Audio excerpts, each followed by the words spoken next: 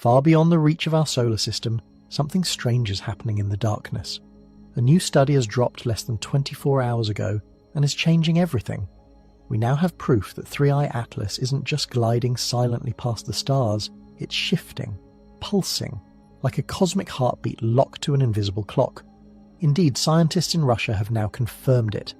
A repeating rhythm, too precise to dismiss as chance, too regular to ignore as chaos. Is this nature's perfect metronome, or the echo of design? Tonight, we'll peel back the layers of this new data, step by step, signal by signal, until the patterns reveal themselves.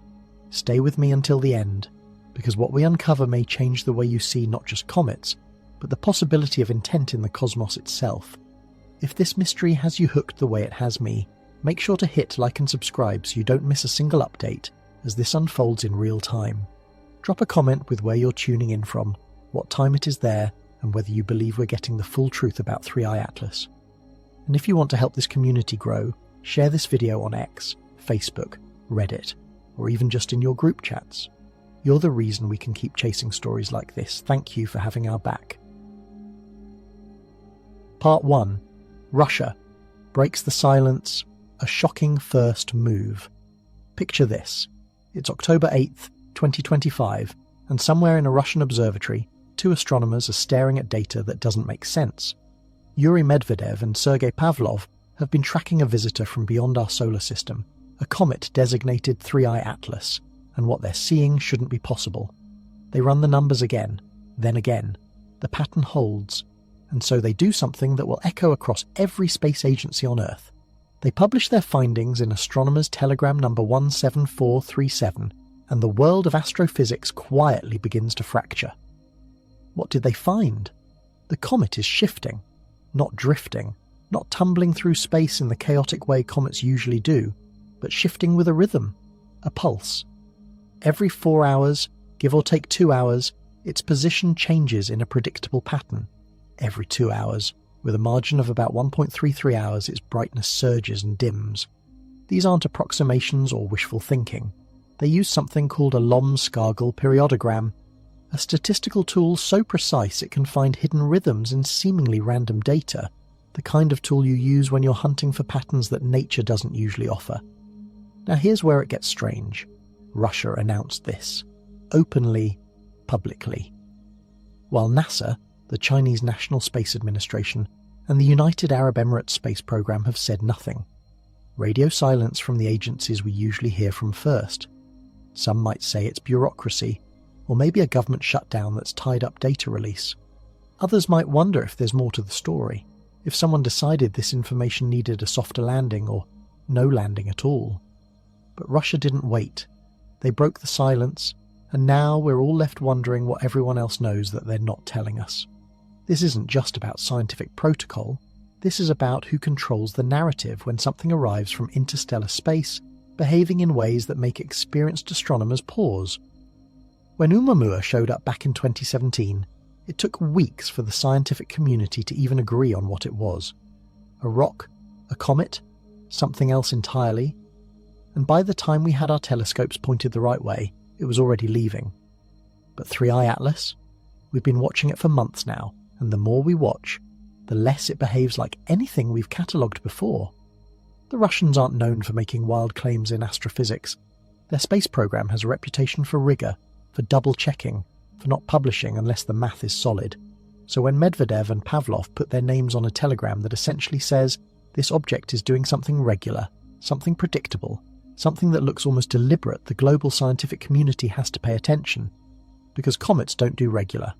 Comets are chaos engines, spewing gas and dust asymmetrically, tumbling through the void with all the grace of a broken washing machine. Think about what regularity means in space. Our solar system runs on regularity. Earth orbits the Sun every 365.25 days.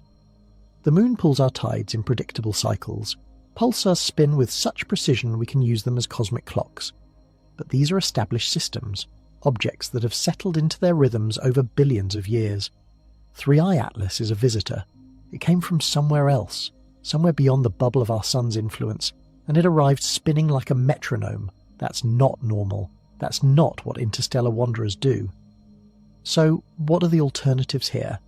Either this comet has a shape and composition so perfectly balanced that it naturally rotates with machine-like precision, which would make it a 1 in a billion geological fluke, or something about its structure or origin is fundamentally different from every other comet we've ever studied.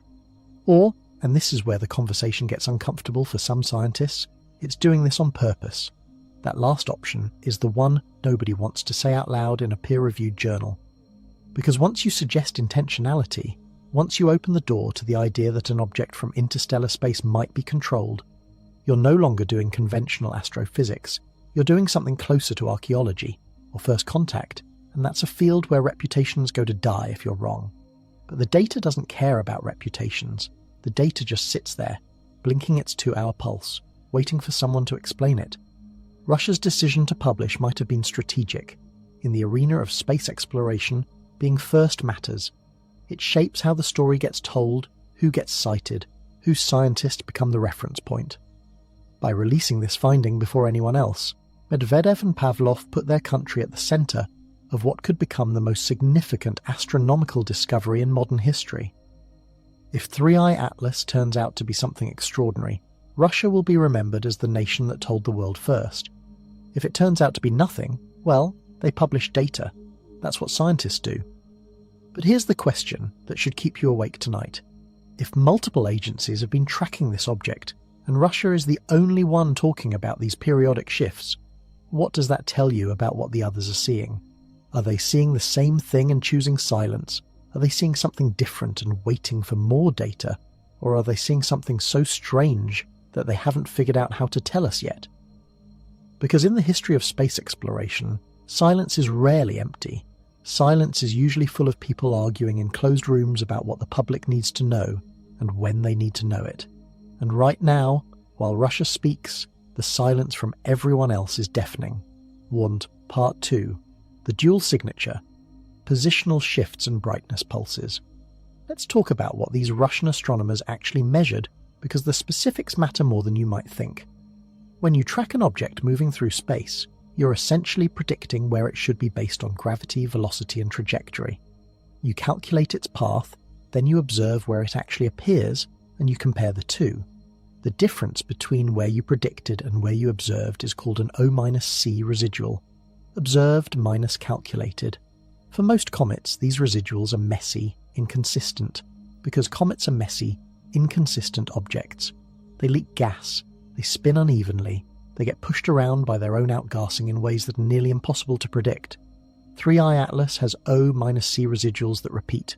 They cycle.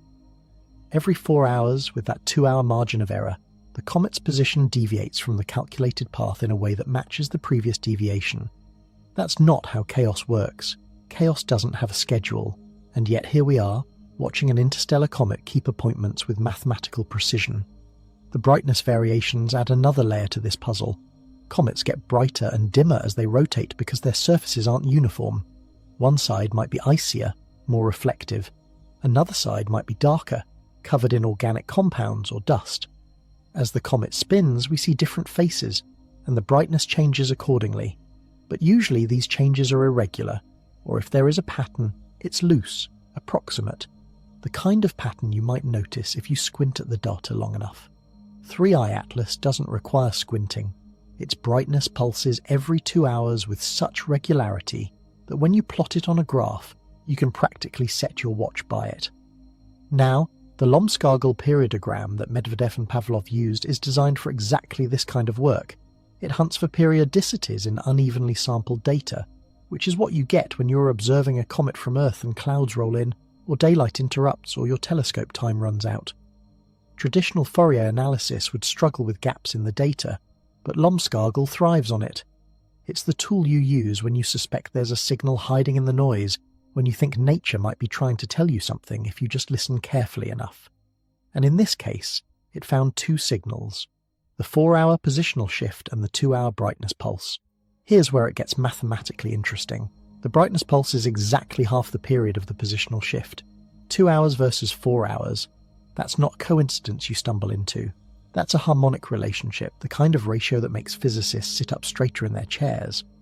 If the comet were shaped like a dumbbell, rotating end over end, You might expect to see it brighten twice per rotation as each bulbous end faces us. That would explain the 2-to-1 ratio.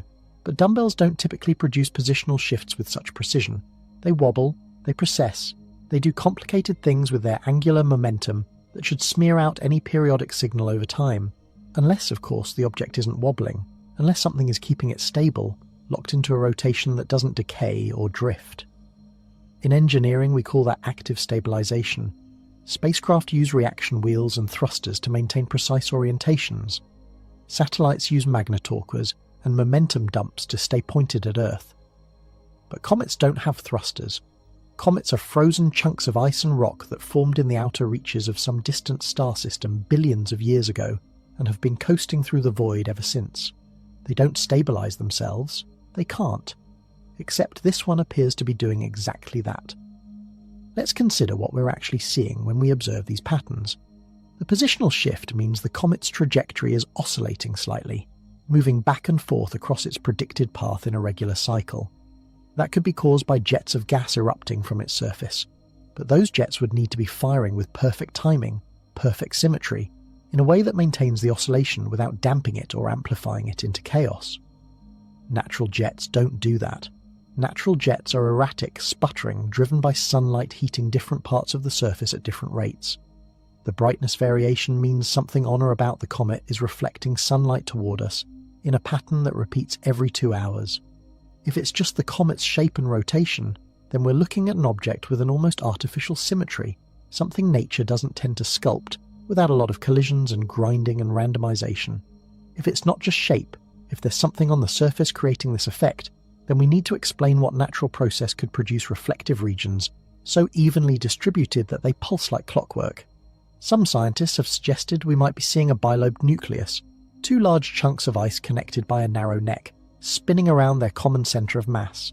That could produce a 2-peak brightness curve, but bilobes usually wobble. The famous comet 67P/Churyumov-Gerasimenko, which the European Space Agency's Rosetta mission studied up close, is shaped like a rubber duck, clearly bilobed, and it tumbles through space with a complex rotation that took months to fully characterize. It doesn't pulse with metronomic regularity, it dances a chaotic waltz. 3i Atlas is not dancing, it's marching. And that distinction, that shift from chaos to order, is what has some astronomers quietly worried and others quietly excited.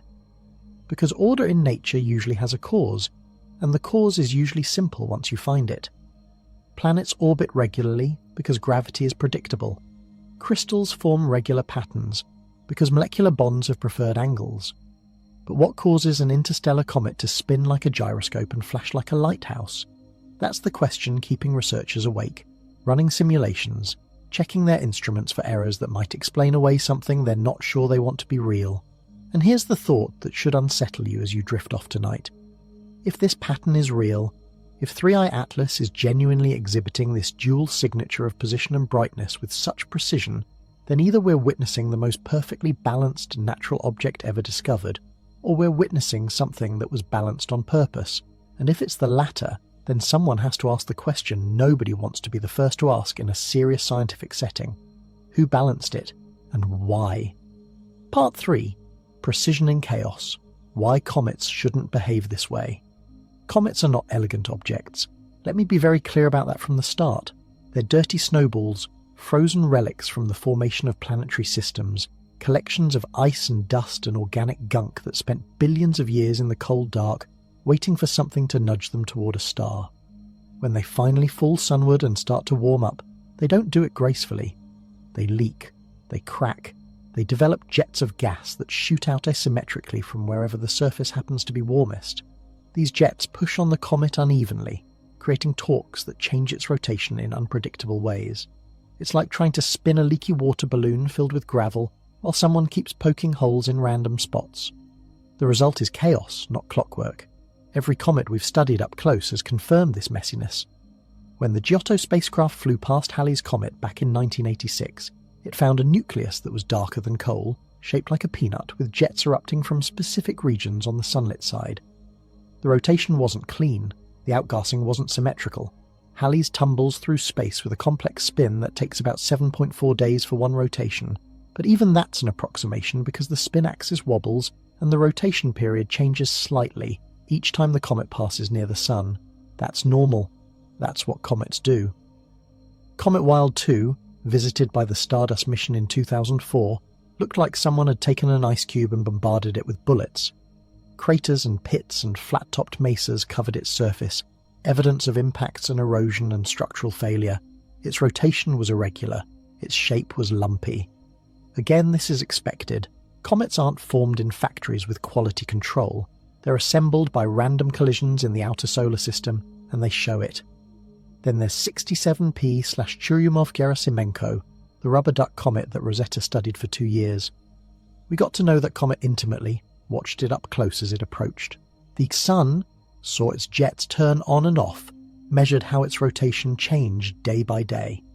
The comet's period varied by about 20 minutes during the time Rosetta was there. 20 minutes doesn't sound like much, but in the context of a 12-hour rotation, that's a significant shift. The comet was spinning down, slowing its rotation, because outgassing was acting like tiny rocket engines all over its surface, and they weren't balanced. They couldn't be balanced. Nature doesn't work that way. So when 3I Atlas shows up spinning with a period that doesn't seem to be changing, that doesn't seem to be wobbling or precessing or doing any of the things comets are supposed to do, we have to ask ourselves what makes it different. Is its shape somehow perfectly symmetrical? Is its composition so uniform that outgassing happens evenly all over the surface? Or is something else going on? The odds of a comet being naturally symmetrical enough to rotate this precisely are astronomically small. Think about how a comet forms. You start with a region of a protoplanetary disk, a swirling cloud of gas and dust around a young star. Grains of ice and rock stick together through static electricity and gentle collisions. Over time, these clumps grow larger, accreting more material, but the process is random. One side might accumulate more ice, another side more rock. The final shape depends on thousands of collisions, each one unique, each one adding mass in a slightly different place. The result is almost always asymmetric. It has to be. The probability of all those random collisions producing a perfectly balanced object is like dropping 1,000 coins and having them all land on edge. But let's say, just for argument, that 3I Atlas did form with some kind of remarkable symmetry. Maybe it's a contact binary, two similarly sized objects that merge gently, creating a dumbbell shape with each lobe roughly equal in mass. That could, theoretically, produce a stable rotation. But even contact binaries have irregularities. The net connecting the two lobes is usually weak, subject to tidal forces and structural stresses. Over billions of years coasting through interstellar space, you'd expect micrometeor impacts to chip away at the surface, creating new asymmetries.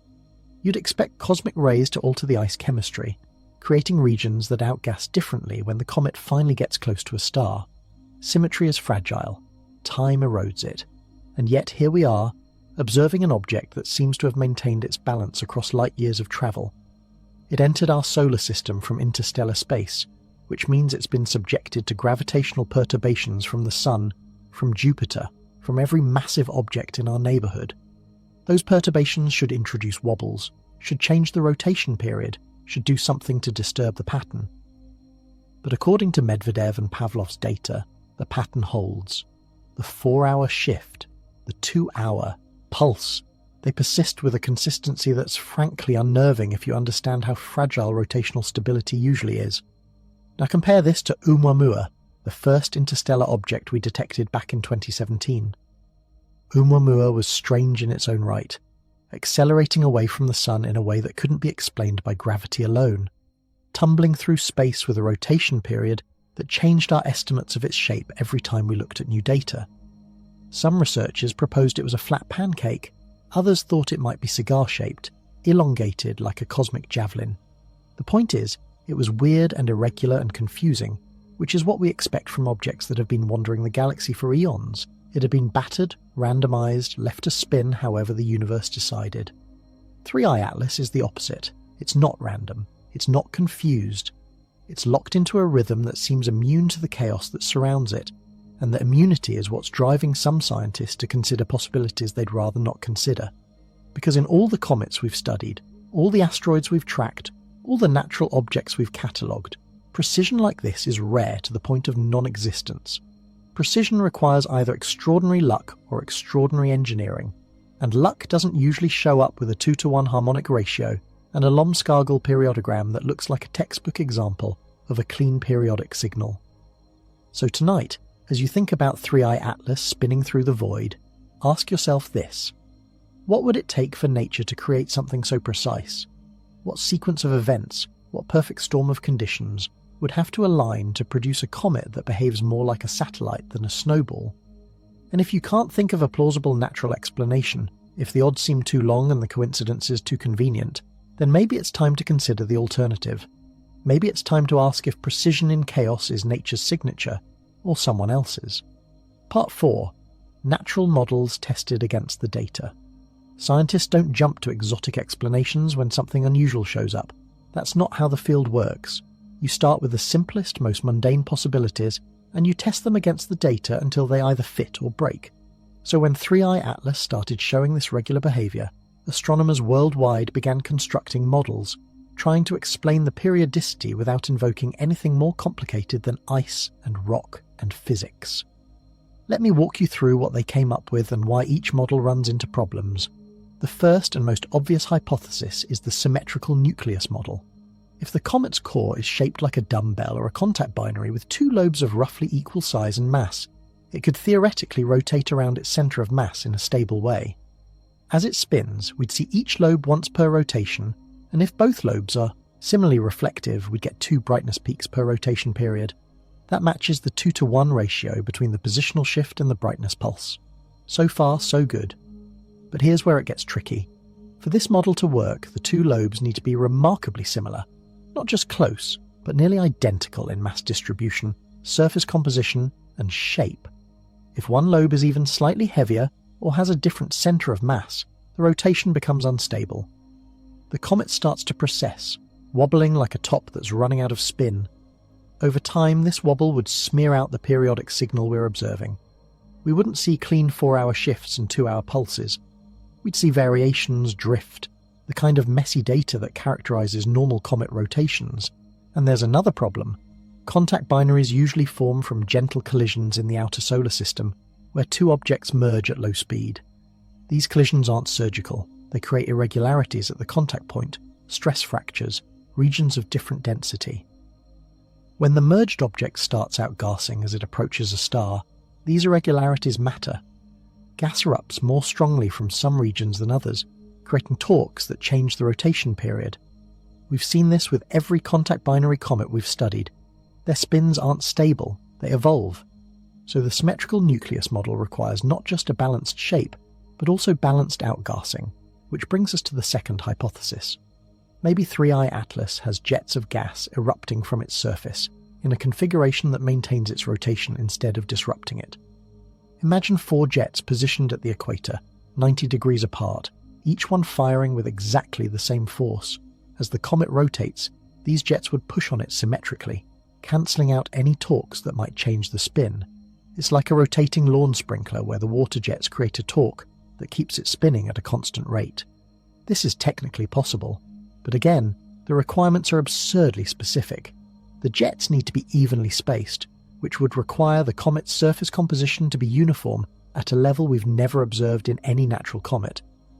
They need to fire with equal strength, which means the subsurface ice needs to be at the same temperature and pressure in 4 separate locations, and they need to stay active at exactly these locations as the comet moves through different regions of the solar system, experiencing different amounts of sunlight and heating. The odds of all these conditions being met by chance are, to put it mildly, not good. Then there's the reflective lobes hypothesis, which tries to explain the brightness variations without relying on shape alone. Maybe the comet's surface has regions that are significantly more reflective than others. Perhaps there are patches of clean water ice, or deposits of some mineral that catches sunlight and bounces it back toward Earth. If these reflective regions are positioned opposite each other on the nucleus, we'd see a brightness peak each time one of them rotates into view. 2 peaks per rotation. The math works. But once again, we run into the problem of maintenance. Comet surfaces aren't static. They're constantly being modified by sublimation, by dust deposition, by micrometeorite impacts. reflective patches should get covered with dust over time, especially as the comet approaches the Sun and outgassing ramps up. We should see the brightness variations fade or shift as the surface changes. We don't. The 2-hour pulse persists with the same amplitude, the same timing, mission after mission, observation after observation. Some researchers have proposed that maybe the comet's dust coma, the cloud of particles surrounding the nucleus, is creating the brightness variations. Perhaps dust is being ejected in a periodic pattern, creating temporary clouds that reflect more light when they align with our line of sight. This would explain why the brightness pulse is so regular, even if the nucleus itself is irregular. The problem with this idea is that dust clouds disperse. They don't maintain sharp boundaries or precise timing. Once dust leaves the nucleus, it spreads out, carried by solar radiation pressure and the comet's own outgassing. Within hours or days, any periodic structure in the dust distribution should blur into a more uniform coma, and yet the brightness variations continue, sharp and clear, without any sign of the smoothing we'd expect from a dispersing dust cloud. There's also been discussion of the comet's polarimetric properties, the way it affects the polarization of sunlight that reflects off it. 3i Atlas shows deep negative polarization branches, meaning the reflected light is polarized in an unusual way that we don't see in typical comets. This suggests the surface or coma has unique optical properties, possibly related to the size distribution of dust grains or the presence of specific minerals. Some scientists have wondered if these optical anomalies could be connected to the brightness variations, if there's some property of the comet's material that naturally produces periodic light effects. But polarization anomalies alone don't create precise timing. They might explain why the comet looks strange when we analyse its light, but they don't explain why it pulses with clockwork regularity. For that, you still need a mechanism that maintains periodicity over time, something that resists the natural tendency toward chaos and decay. What all these natural models have in common is that they require a level of precision and stability that nature rarely achieves and never maintains. They're not impossible, just improbable to the point where you start wondering if you're missing something fundamental. It's like finding a river that flows in a perfectly straight line for 100 miles. Rivers don't do that. They meander, they flood, they carve new channels. Straight river makes you think someone dug a canal.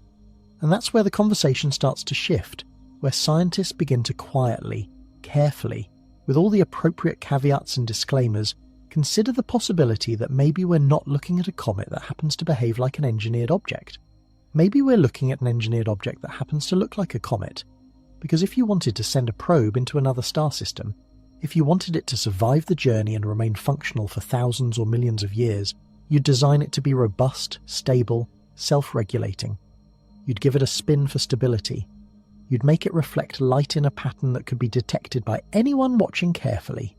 You'd make it look, from a distance, like it belongs, like it's natural, and then you'd send it on its way, knowing that if anyone noticed, they'd spend years trying to explain it with ice and rock and physics before they even considered the alternative. Part 5. The Threshold of Intent, the Engineered Lens. We've reached the point in this story where we need to talk about something that makes most scientists uncomfortable: intent, purpose, design.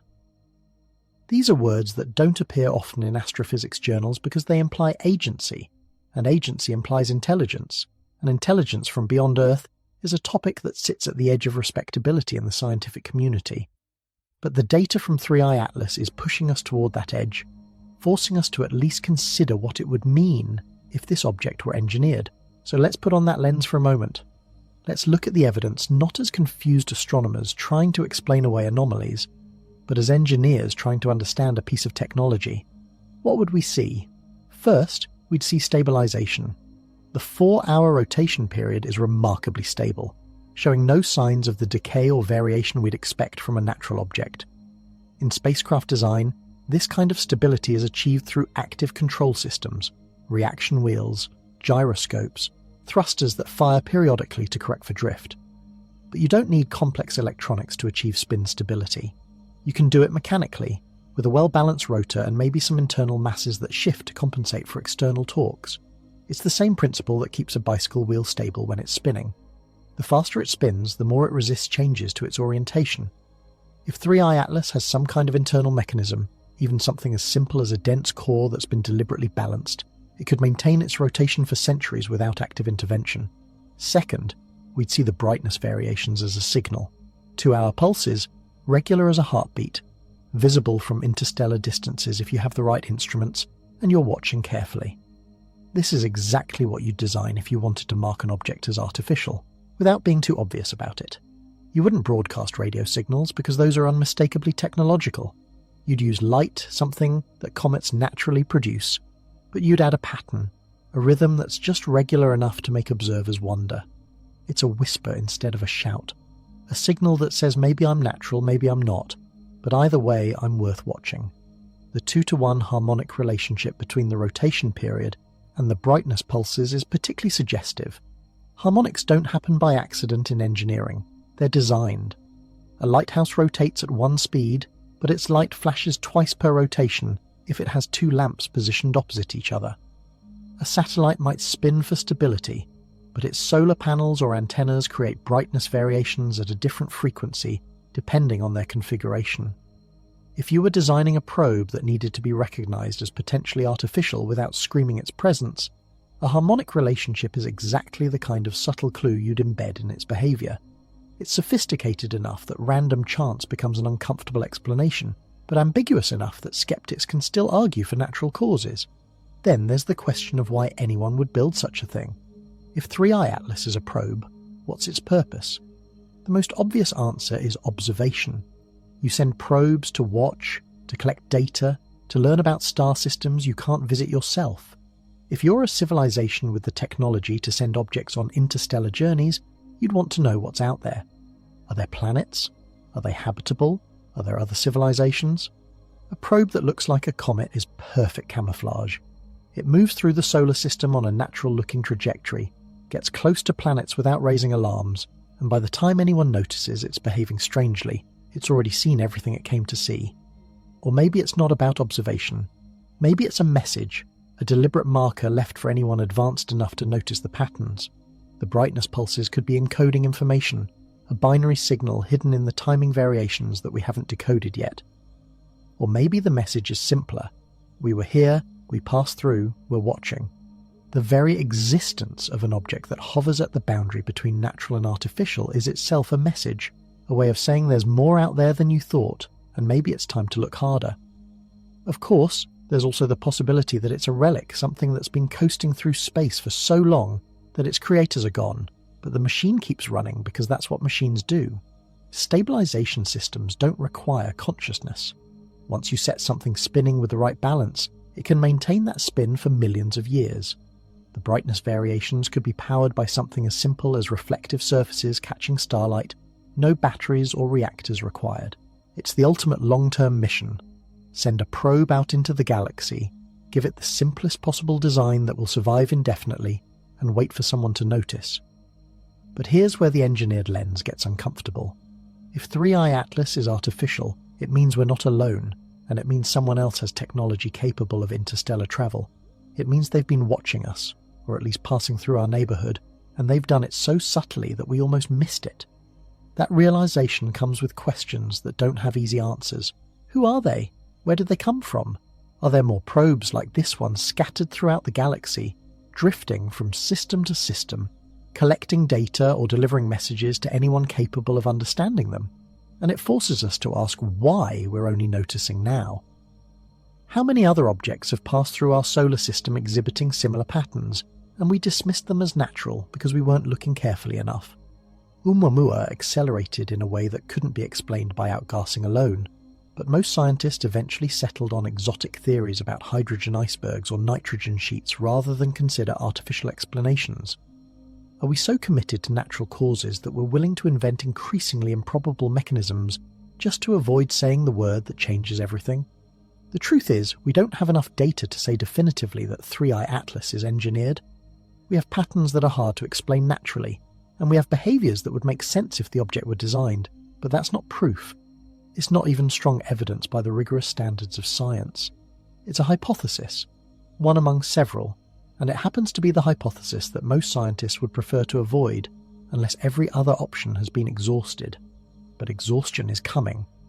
With every observation that confirms the periodicity, with every model that fails to explain the stability, we're running out of natural explanations that don't require us to invoke coincidences so unlikely they might as well be miracles. And at some point, when the improbable becomes impossible, we have to start taking the uncomfortable alternative seriously. We have to start asking not whether 3i Atlas could be engineered, but what it means if it is. And that question, that shift from could to is the threshold we're approaching now, whether we're ready for it or not. Part 6. The strange chemistry of 3i Atlas. Let's talk about what this comet is made of, because the chemistry is just as strange as the behaviour. When the James Webb Space Telescope turned its infrared instruments toward 3i Atlas, it found something unexpected. The comet's coma is dominated by carbon dioxide. Not water vapour, which is the primary component of most comets we've studied, but CO2 in concentrations that are unusually high for an object this far from the Sun. Carbon dioxide sublimates at lower temperatures than water ice, which means it starts outgassing when the comet is still far from the solar system's inner regions. This isn't unheard of, but it's not common either. Most comets are water-rich because water ice is abundant in the regions where comets form, and it's stable at the low temperatures found in the outer solar system and interstellar space. Carbon dioxide is more volatile, more likely to sublimate away during close passes to a star or during the comet's long journey through space. The fact that 3i Atlas still has so much of it suggests either it formed in an unusually cold, CO2-rich environment, or it's been protected somehow from the processes that would normally deplete its volatile inventory. Then there's the water emission, detected by the Swift spacecraft's ultraviolet instruments. Swift caught 3i Atlas emitting water vapour when it was still quite far from the Sun, farther out than most comets begin their water activity. This is puzzling because water ice requires significant solar heating to sublimate. You need temperatures above about 200 Kelvin, which typically doesn't happen until a comet gets inside of Jupiter's orbit. But 3i Atlas was active earlier, suggesting either its surface is darker than typical comets, absorbing more heat, or something internal is driving the outgassing beyond just solar radiation. The polarimetry data adds another layer of strangeness. When light reflects off a comet's dust particles, it becomes polarized in predictable ways based on the size, shape, and composition of those particles. Most comets show a characteristic polarization curve, low polarization at small phase angles, rising to a peak, then declining. 3i Atlas shows deep negative polarization branches, meaning at certain angles the reflected light is polarized in the opposite direction from what we'd expect. This signature is rare, seen in only a handful of comets, and it suggests the dust grains are either unusually large, unusually shaped, or made of materials with optical properties we don't fully understand. Spectroscopy from ground-based telescopes has detected cyanide and nickel emission lines in the comet's coma. Cyanide, in the form of CN radicals, is common in comets. It comes from the breakdown of more complex organic molecules as they are exposed to sunlight. But the strength of the cyanide signal in 3i Atlas is notable, suggesting a higher than typical abundance of organic compounds in its nucleus. Nickel, on the other hand, is unusual. Metal atoms don't typically show up strongly in comet spectra, because metals don't sublimate easily. You need temperatures high enough to vaporize solid metal, or you need some process that's releasing metal atoms into the coma beyond simple sublimation. The presence of nickel has sparked particular interest because it might indicate the comet contains metallic grains or minerals that are being released as the surface erodes. Some researchers have suggested that interstellar comets might incorporate materials from their journey through the galaxy, picking up dust grains from the interstellar medium or from supernova ejecta that crossed their path. If 3i Atlas passed through regions enriched in heavy elements, it might have accumulated a coating or embedded particles of metals that now show up in its outgassing. That's a natural explanation, but it requires the comet to have had specific encounters during its millions or billions of years wandering between stars. Or, and this is where the chemistry starts to feel less natural, the nickel could be structural. If you were building a probe designed to look like a comet, you'd need materials that could survive the journey. Metals, particularly nickel-iron alloys, are excellent for long-term structural integrity. They don't degrade in vacuum. They can withstand cosmic ray bombardment, and they're stable across enormous temperature ranges. A metal core or framework covered with ice would appear comet-like from a distance, and as the ice sublimates away during solar approach, you might start seeing spectroscopic signatures of the underlying structure. It's speculative, but it's not impossible. The carbon dioxide dominance is particularly interesting when you think about probe design. CO2 is a good working fluid for certain types of propulsion or thermal management systems. It's easy to store, it sublimates predictably when heated, and it can create thrust if vented through nozzles. If you wanted to make small adjustments to a probe's trajectory using materials that would blend in with natural comet outgassing, carbon dioxide would be a smart choice. From a distance, observers would just see a CO2-rich comet and assume it formed in a cold environment. They wouldn't think maneuvering jets. The water emission at large distances could also serve a dual purpose. Water vapour creates a coma, a visible cloud around the nucleus that makes the object easier to detect and track. If you're a probe that wants to be found eventually but not too obviously, you'd turn on your water outgassing at distances where it's unusual but not impossible. You'd create a signature that makes amateur and professional astronomers point their telescopes your way, giving you maximum observation time as you pass through the system. It's counterintuitive, but sometimes the best camouflage isn't invisibility. It's being exactly strange enough to be interesting, but not so strange that you trigger immediate alarm. The polarimetry anomalies could indicate surface features that aren't natural. Dust grains from comets are typically irregular, fragments of larger particles broken down by sublimation and thermal stress. They create polarization signatures that have been well studied and modelled, but engineered surfaces, panels, mirrors, even textured coatings designed to manage heat or light would create different optical effects. They might produce polarization curves that don't match natural dust, especially if those surfaces are made of materials not commonly found in comets. We don't have enough data yet to say this is what's happening with 3I Atlas, but the deep negative polarization branches are waving a red flag, suggesting something about its light-scattering properties doesn't fit the standard comet template. There's also the question of what the chemistry tells us about where this object came from. Interstellar space is not uniform. Different regions of the galaxy have different compositions based on their history of star formation and supernova enrichment.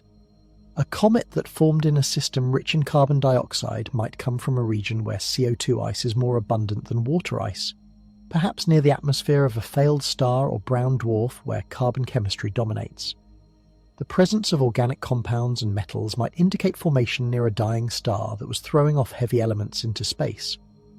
These are all natural scenarios, but they require very specific conditions that we don't see in our own solar system's comet-forming regions. Or maybe the chemistry is telling us that 3I Atlas isn't a product of planetary formation at all. Maybe it's a collection of materials chosen for specific purposes, assembled rather than accreted, designed to survive and function across interstellar distances. The CO2 for propulsion or thermal control, the water for visibility and coma creation, the organics for radiation shielding or structural binding, the metals for framework and longevity, each component serving a role in a system that needs to operate for geological timescales without maintenance. What really bothers some chemists and planetary scientists isn't that 3I Atlas has unusual abundances. Unusual happens. Nature is diverse and surprising. What bothers them is that the unusual abundances align so well with what you'd expect from something designed. It's like finding a rock with high iron content, high carbon content, and traces of chromium and nickel, and realizing those are exactly the ingredients you'd need to make stainless steel. Natural? Sure, it's possible. But when you find that rock shaped like a knife with a sharp edge and a handle, you stop thinking geology and start thinking archaeology. 3I Atlas's chemistry is our knife-shaped rock. Each individual element in its composition has a natural explanation. But all of them together, combined with the behavioral anomalies, the precise rotation, the harmonic brightness variations, create a picture that's hard to reconcile with random chance. It's a composition that makes sense if you're trying to build something that will last forever, operate autonomously, and blend in with the natural objects around it until someone looks closely enough to realize something's different. And that should make you wonder what else we've missed. How many other interstellar visitors have passed through with strange chemistries and regular patterns, and we catalogued them as comets because we weren't looking for anything else? How many times have we explained away the knife because we were so certain we were looking at geology? Because if 3I Atlas is the first time we've noticed, it probably isn't the first time it's happened. It's just the first time we were paying attention. Part 7, dust, spectra, and morphology. The coma's hidden story. When you observe a comet, you're not just seeing a frozen chunk of ice and rock. You're seeing a dynamic system, a cloud of gas and dust that surrounds the nucleus and extends for thousands or millions of kilometers into space. This coma, as astronomers call it, is where much of the interesting physics happens, and it's where 3i Atlas continues to defy easy explanation. Ground-based spectroscopy campaigns have been monitoring the comet since its discovery, tracking how its spectrum changes as it moves closer to the Sun. Spectra are like fingerprints for chemical composition. Different molecules absorb and emit light at specific wavelengths, and by splitting a comet's light into its component colours, we can identify what gases are present in the coma. For 3i Atlas, the spectra show the expected lines from cyanide, carbon dioxide, and water vapour that we already discussed. But there are also features that don't match standard comet models perfectly. Weak lines that might indicate trace molecules we haven't identified yet, or absorption features that suggest dust with unusual properties. The dust itself is a major focus of study. When ice sublimates from a comet's surface, it carries dust particles along with it, lifted by the expanding gas and pushed outward by solar radiation pressure. These particles scatter sunlight, which is how we see the coma and tail. By analysing how the brightness of the coma changes with distance from the nucleus, astronomers can estimate the size distribution and production rate of the dust. For 3i Atlas, the dust production seems lower than expected for a comet of its brightness. It's producing plenty of gas, but not as much dust, which suggests either its nucleus has less dust mixed into the ice, or the dust particles are larger and heavier, harder to lift off the surface. Large dust particles are interesting because they don't disperse as quickly. They create a more compact, denser coma that stays closer to the nucleus. This could explain some of the brightness variations. If the comet is ejecting dust in specific directions or at specific times during its rotation, you might see brightness pulses as these dust clouds move in and out of our line of sight. But again, this requires a level of control over the dust ejection process that's hard to achieve naturally. You'd need jets that turn on and off with precise timing, always firing at the same point in the rotation cycle, always producing the same amount of dust. That's not how comets typically behave. The tail evolution is another piece of the puzzle. Comets develop tails as solar wind and radiation pressure push gas and dust away from the Sun. The gas forms an ion tail that points directly away from the Sun, while the dust forms a curved tail that lags behind the comet's orbit. 3i Atlas has both types of tails, which is normal. What's less normal is how stable they appear. Most active comets show variability in their tails, with disconnection events where the ion tail breaks off and reforms, or dust clouds that create streamers and knots in the dust tail. 3i Atlas's tails are remarkably smooth and consistent, without the dramatic structures you'd expect from a comet with variable outgassing. Colour measurements add another dimension to the analysis. Comets can appear reddish, bluish, or neutral in colour depending on their dust composition and the relative amounts of gas and dust in the coma. 3i Atlas shows colour variations that correlate with its brightness changes, getting slightly bluer when it brightens and redder when it dims. This could indicate that the material being released during bright phases has different properties than the material released during dim phases, possibly because different regions of the surface become active as the comet rotates. Or it could mean that reflective surfaces are dominating the light during bright phases, contributing bluer, sunlight-coloured light, while the dusty coma contributes redder light during dim phases. Polarimetry observations, which we touched on earlier, have been conducted by multiple teams using various telescopes. The deep negative polarization branches show up consistently across different wavelengths and viewing geometries, which means they're a real property of the comet, not an artifact of how we're observing it. Some researchers have suggested that the dust grains might be coated with organic materials that create unusual optical effects, or that the grains are fractals with complex surface structures. Others have proposed that the coma might contain a population of very large particles, essentially pebbles rather than dust, that scatter light differently than typical comet dust. But there's another possibility that's been quietly mentioned in some of the more speculative papers. If the comet has structured surfaces, panels or facets that reflect light coherently, you'd expect polarization anomalies. Mirrors produce highly polarized reflections. Metallic surfaces can create polarization patterns that don't match irregular dust. The fact that 3i Atlas shows these anomalies in combination with its other unusual features, makes you wonder if what we're calling dust might not be entirely dust. Maybe we're seeing light scattered from surfaces that were designed to scatter light in specific ways, mixed in with natural comet dust to create an overall appearance that's mostly comet-like, but not quite. The morphology of the coma, its overall shape and structure, has been analysed using high-resolution imaging from large ground-based telescopes. Most comets show jets or fans, bright streaks in the coma that indicate where active regions on the nucleus are ejecting material. 3I Atlas shows a more uniform coma, without the dramatic jet structures you'd expect from a rapidly rotating, asymmetrically outgassing nucleus. It's as if the outgassing is happening evenly all over the surface, or at least evenly enough that individual jets don't dominate the appearance. This fits with the idea of balanced activity, but it's another anomaly that stacks on top of all the others. There have also been attempts to model the dust dynamics, to simulate how particles leave the nucleus and move through the coma based on gas drag, radiation pressure, and the comet's rotation. These models generally succeed at reproducing the overall appearance of the coma, but they struggle with the fine details. The brightness variations, the colour changes, the polarisation anomalies, none of these fit perfectly into the models unless you add special conditions. You need to assume specific dust properties, specific gas production rates, specific surface features, and even then the fit isn't great. It's like trying to assemble a jigsaw puzzle where most of the pieces fit but a few don't quite match, and you're not sure if it's because you're missing pieces or because someone mixed in pieces from a different puzzle. The spectroscopic monitoring has also revealed temporal variations. Some emission lines get stronger and weaker, with a periodicity that matches the rotation. This is expected if different regions of the surface have different compositions and become visible as the comet spins. But the phase relationship between different molecules is unusual. Water vapour peaks at a slightly different point in the rotation cycle than cyanide, which peaks at a different point than carbon dioxide.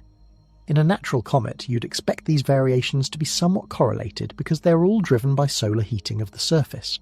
The fact that they're offset suggests either very specific compositional variations across the surface or multiple processes operating independently. What all of this morphological and spectroscopic data tells us is that 3I Atlas is consistent in its inconsistency. Every time we look at it in a new way, with a new instrument or technique, we find something that's slightly off from what comets normally do. Not wildly different, not obviously artificial, just consistently unusual in ways that are hard to explain with a single natural model. It's death by 1,000 cuts for the hypothesis that this is just a comet. Each individual cut is small, explainable, maybe even expected given the diversity of comets in the universe. But when you add them all up, when you step back and look at the full picture, the accumulation of anomalies starts to look less like bad luck and more like a pattern. And patterns, especially patterns that repeat with mathematical precision, tend to have causes. The question is whether the cause is billions of years of random chance sculpting the perfect comet, or whether someone sculpted it on purpose and sent it our way knowing we'd eventually notice that something didn't quite fit. Part 8. SETI Strikes Back. The alien debate reopened. The search for extraterrestrial intelligence has always operated at the fringes of respectable astronomy.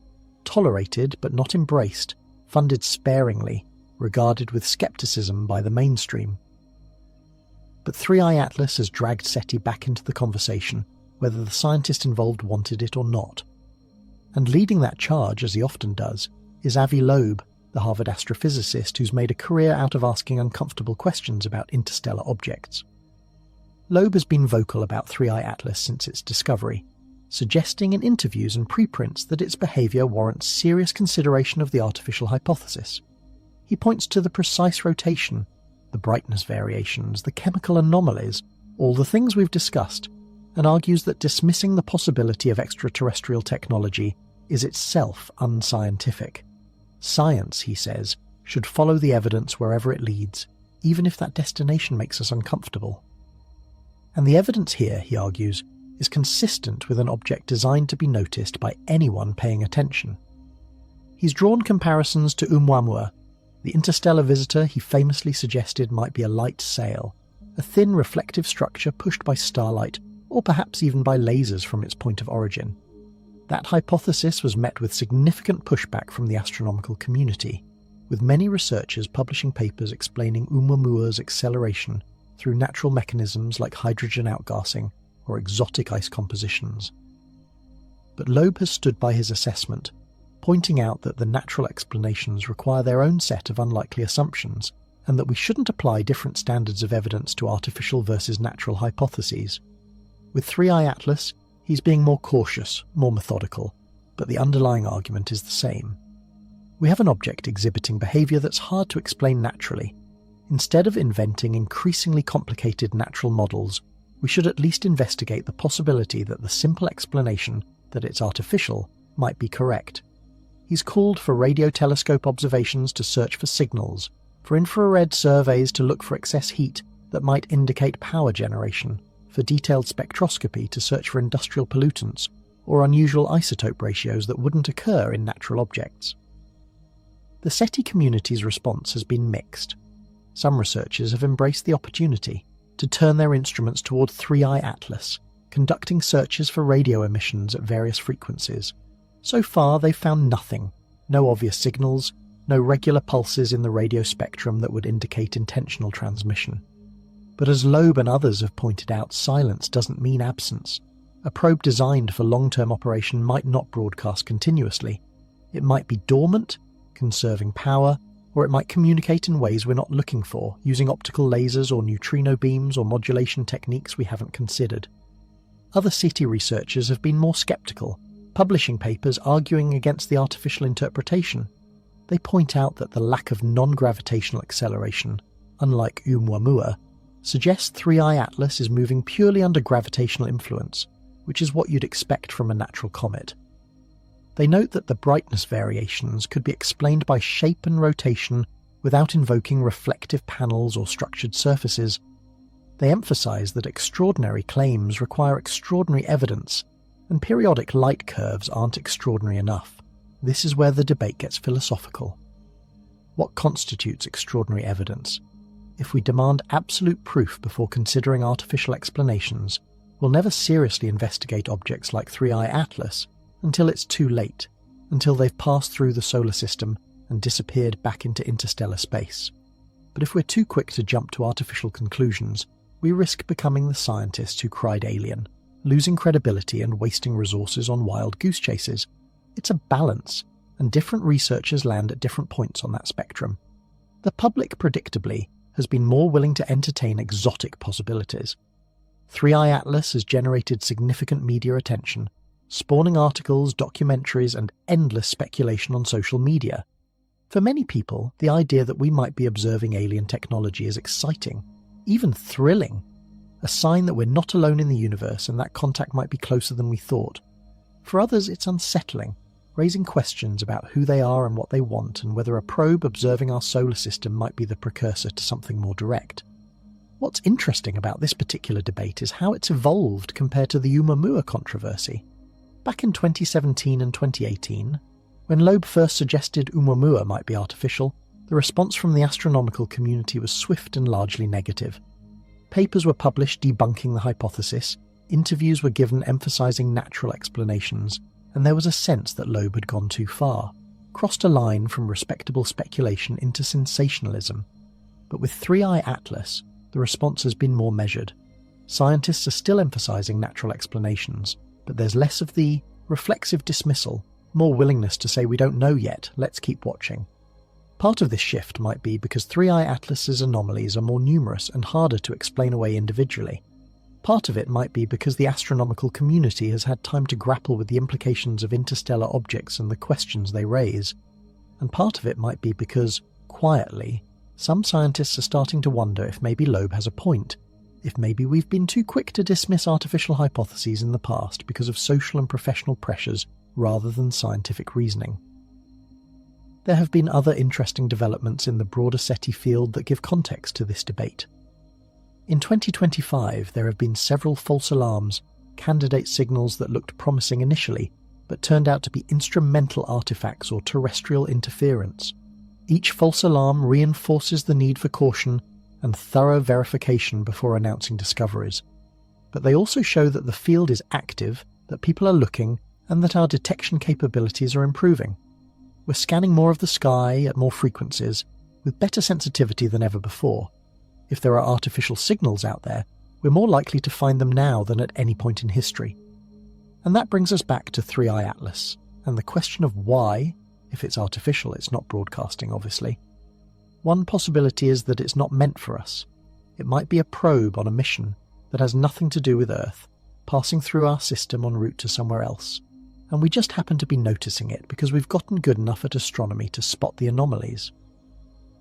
Another possibility is that it is meant for us, but the message is subtle, encoded in the behaviour rather than in radio signals, designed to be discovered only by civilizations that have reached a certain level of technological sophistication. You wouldn't advertise to a species that can't detect you. You'd wait until they notice you on their own, and then maybe, once they're paying attention, you'd reveal more. Or maybe there is no message. Maybe 3i Atlas is exactly what it appears to be, a comet with unusual but natural properties that will eventually explain once we have better data.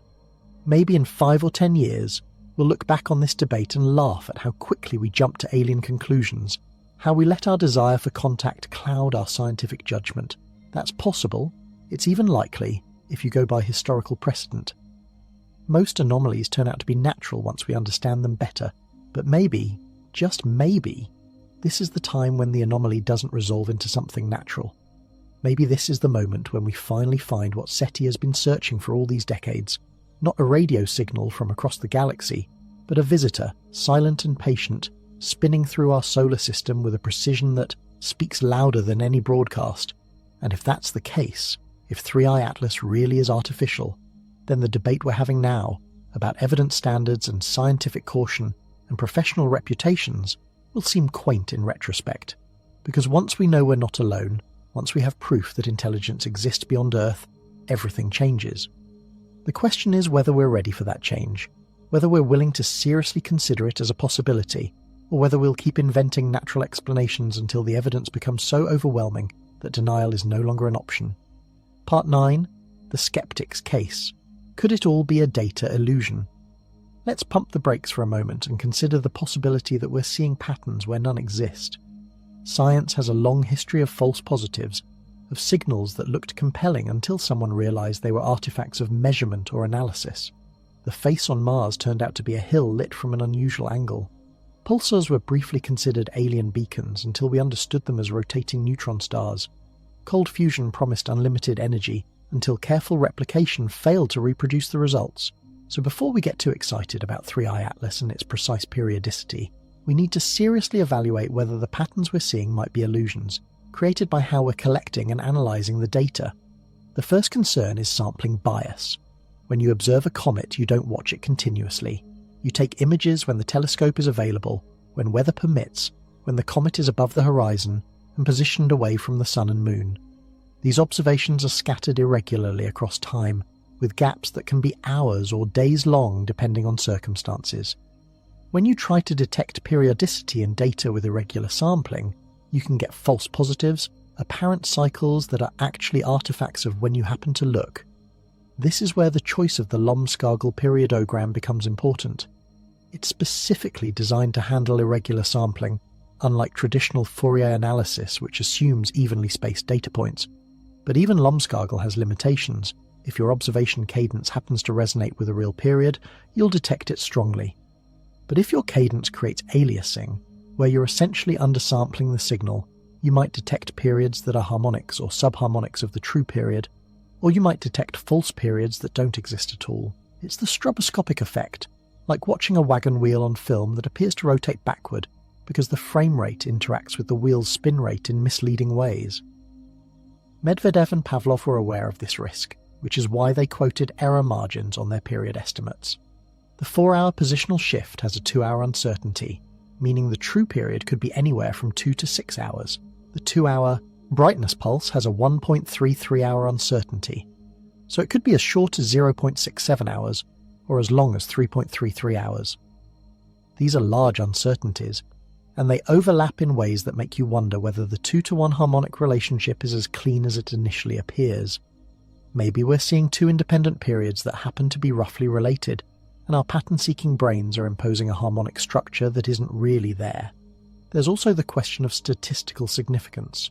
When you search for periodicities in noisy data, you're essentially conducting multiple statistical tests, one for each possible period you're checking. The more tests you run, the higher the probability that one of them will show a significant result purely by chance. This is the multiple comparisons problem, and it's a notorious source of false positives in astronomy and other fields. If you look at enough comets for enough different periods, eventually you'll find one that shows apparent periodicity just from random fluctuations in the data. The standard way to address this is to calculate a false alarm probability, an estimate of how likely you'd be to see a signal this strong if there were no real periodicity present. Medvedev and Pavlov's telegram doesn't include detailed false alarm calculations, which is understandable for a preliminary announcement, but it means we don't have a quantitative assessment of how confident we should be in their results. Until other teams independently confirm the periodicity using different datasets and analysis methods, there's room for healthy skepticism about whether the signal is real. Cadence effects are another potential source of illusion. If multiple observatories are tracking 3i Atlas, and they're all scheduling observations based on similar constraints like the comet's visibility and telescope availability, you might end up with a dataset that has hidden structure in its sampling pattern. For example, if observations tend to cluster around certain times of day because that's when the comet is highest in the sky from most observatories, and those times happen to align with a particular rotation phase of the comet, you might preferentially sample bright phases and miss dim phases, creating an apparent brightness variation that's really just a selection effect. Aliasing, which I mentioned earlier, is particularly insidious because it can create strong false signals that look just as convincing as real periodicities. If the true rotation period of 3i Atlas is, say, 3 hours, but observations happen to be spaced roughly 6 hours apart, you might detect a 6-hour period instead, or a 1.5-hour period, or any number of aliases depending on the exact sampling pattern. The Lomskagel periodogram can help identify aliases, but it's not foolproof, especially when the data is sparse or noisy. There's also the possibility that what we're seeing is a beat frequency, an interference pattern between two real but unrelated periodicities.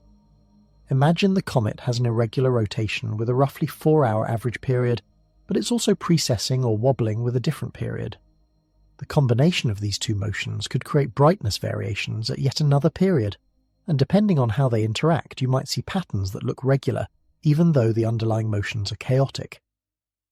Disentangling beat frequencies from data requires long observation baselines and careful modelling, neither of which we have yet for 3i Atlas. Then there's the human element. Scientists, like everyone else, have expectations and biases. When you're analysing data looking for patterns, there's a risk that you'll find what you're looking for even if it's not really there, because your analysis choices, the periods you test, the significance thresholds you set, the outliers you exclude, all of these can subtly bias the results toward confirming your hypothesis.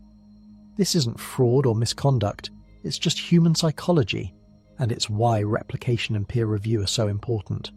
Results need to be independently verified by researchers who don't have the same investment in a particular outcome. In the case of 3i Atlas, we're still in the early stages of that verification process.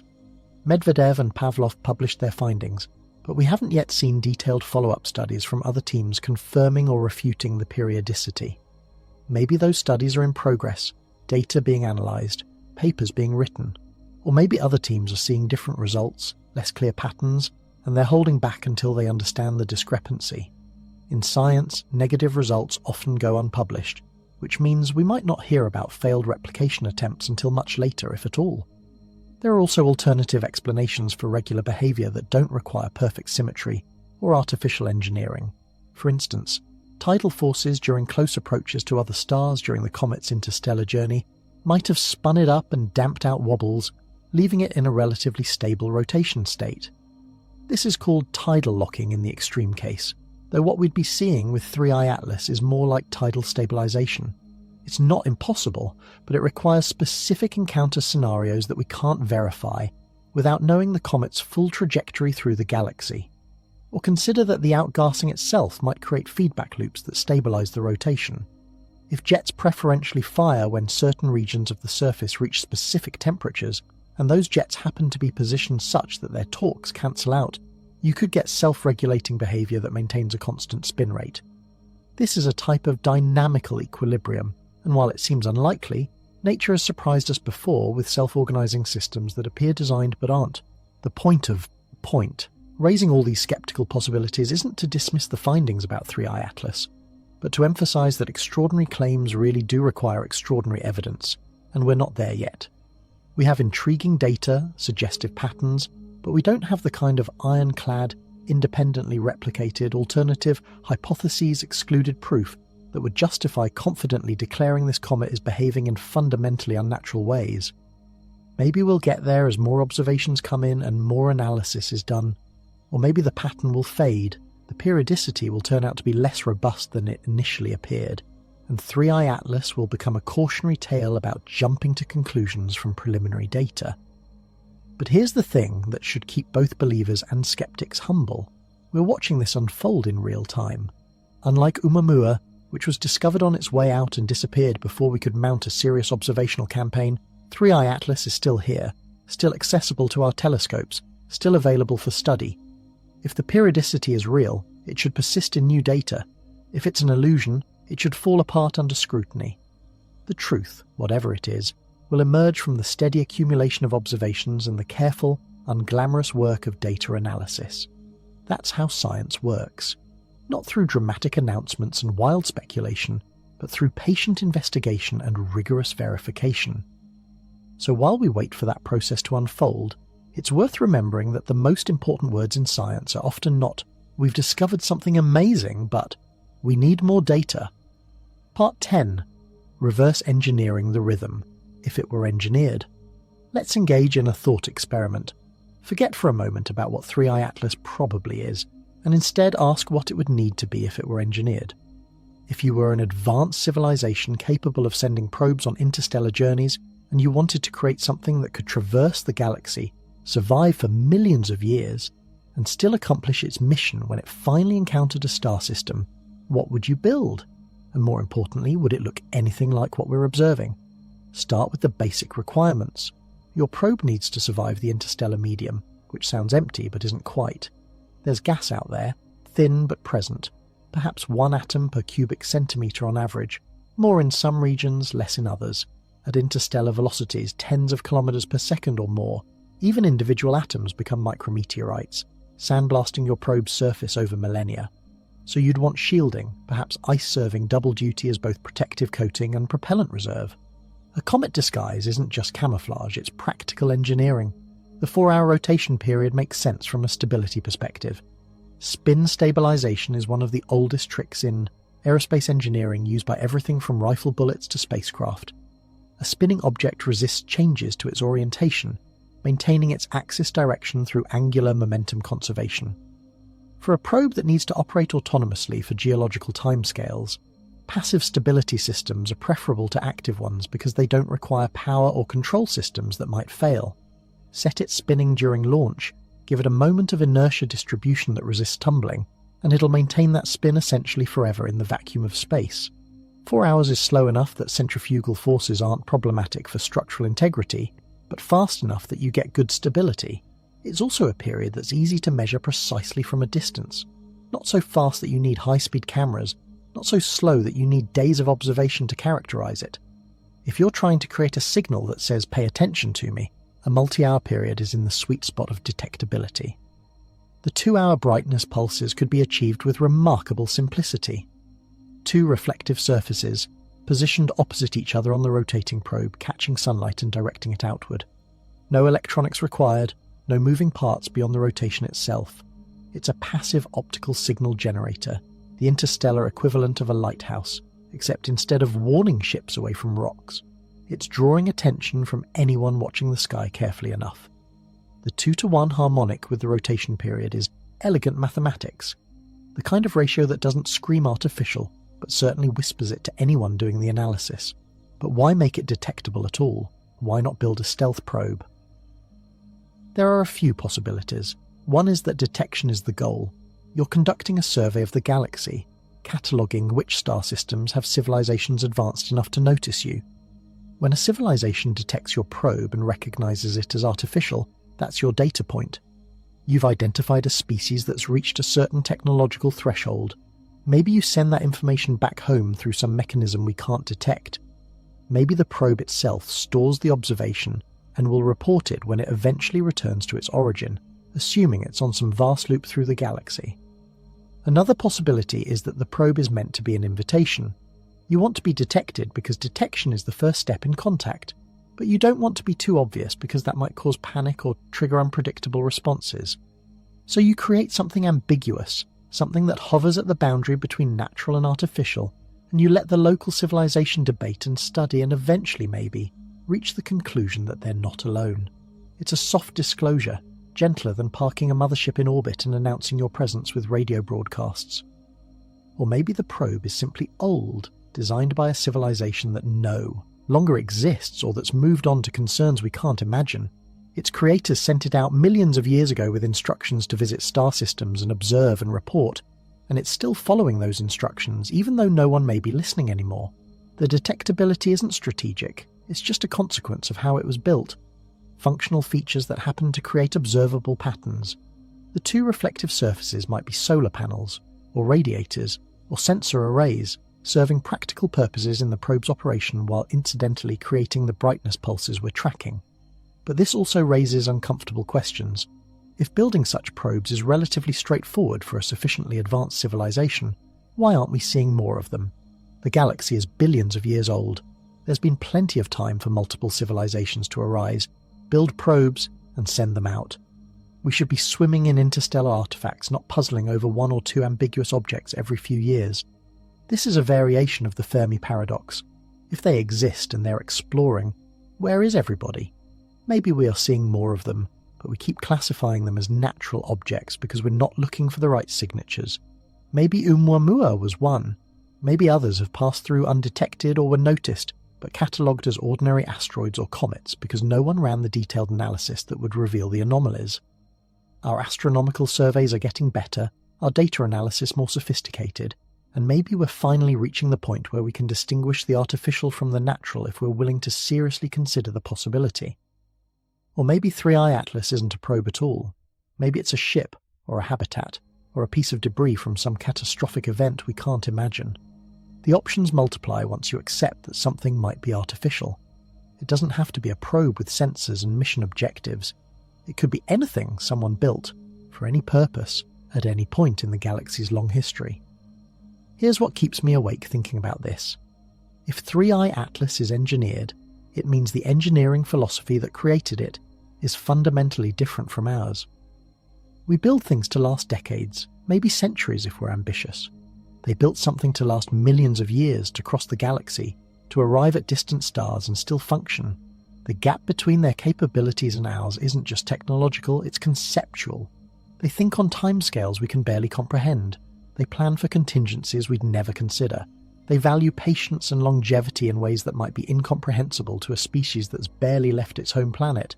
And if that's true, if there really is someone out there operating at that level, then detecting 3i Atlas isn't just an astronomical discovery, it's a mirror showing us how small we are, how young, how much we have to learn, because they figured out how to send messages across the galaxy using nothing but ice and math and precision, while we're still arguing about whether the patterns we're seeing are real.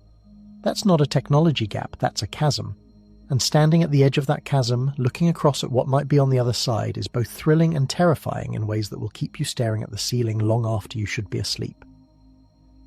Part 11. Mars Orbiter. Images. ESA's ExoMars and Mars Express witness 3i Atlas. On October 3rd, 2025, something remarkable happened. 3i Atlas passed within 12 million miles of Mars, close enough that spacecraft orbiting the red planet could turn their cameras toward it and capture images of an interstellar visitor passing through our cosmic neighbourhood. The European Space Agency's ExoMars Trace Gas Orbiter and Mars Express both trained their instruments on the comet, giving us some of the closest views we've had from anywhere beyond Earth. The images aren't glamorous. This isn't Hollywood, it's science, and science often deals in faint dots and grainy pixels.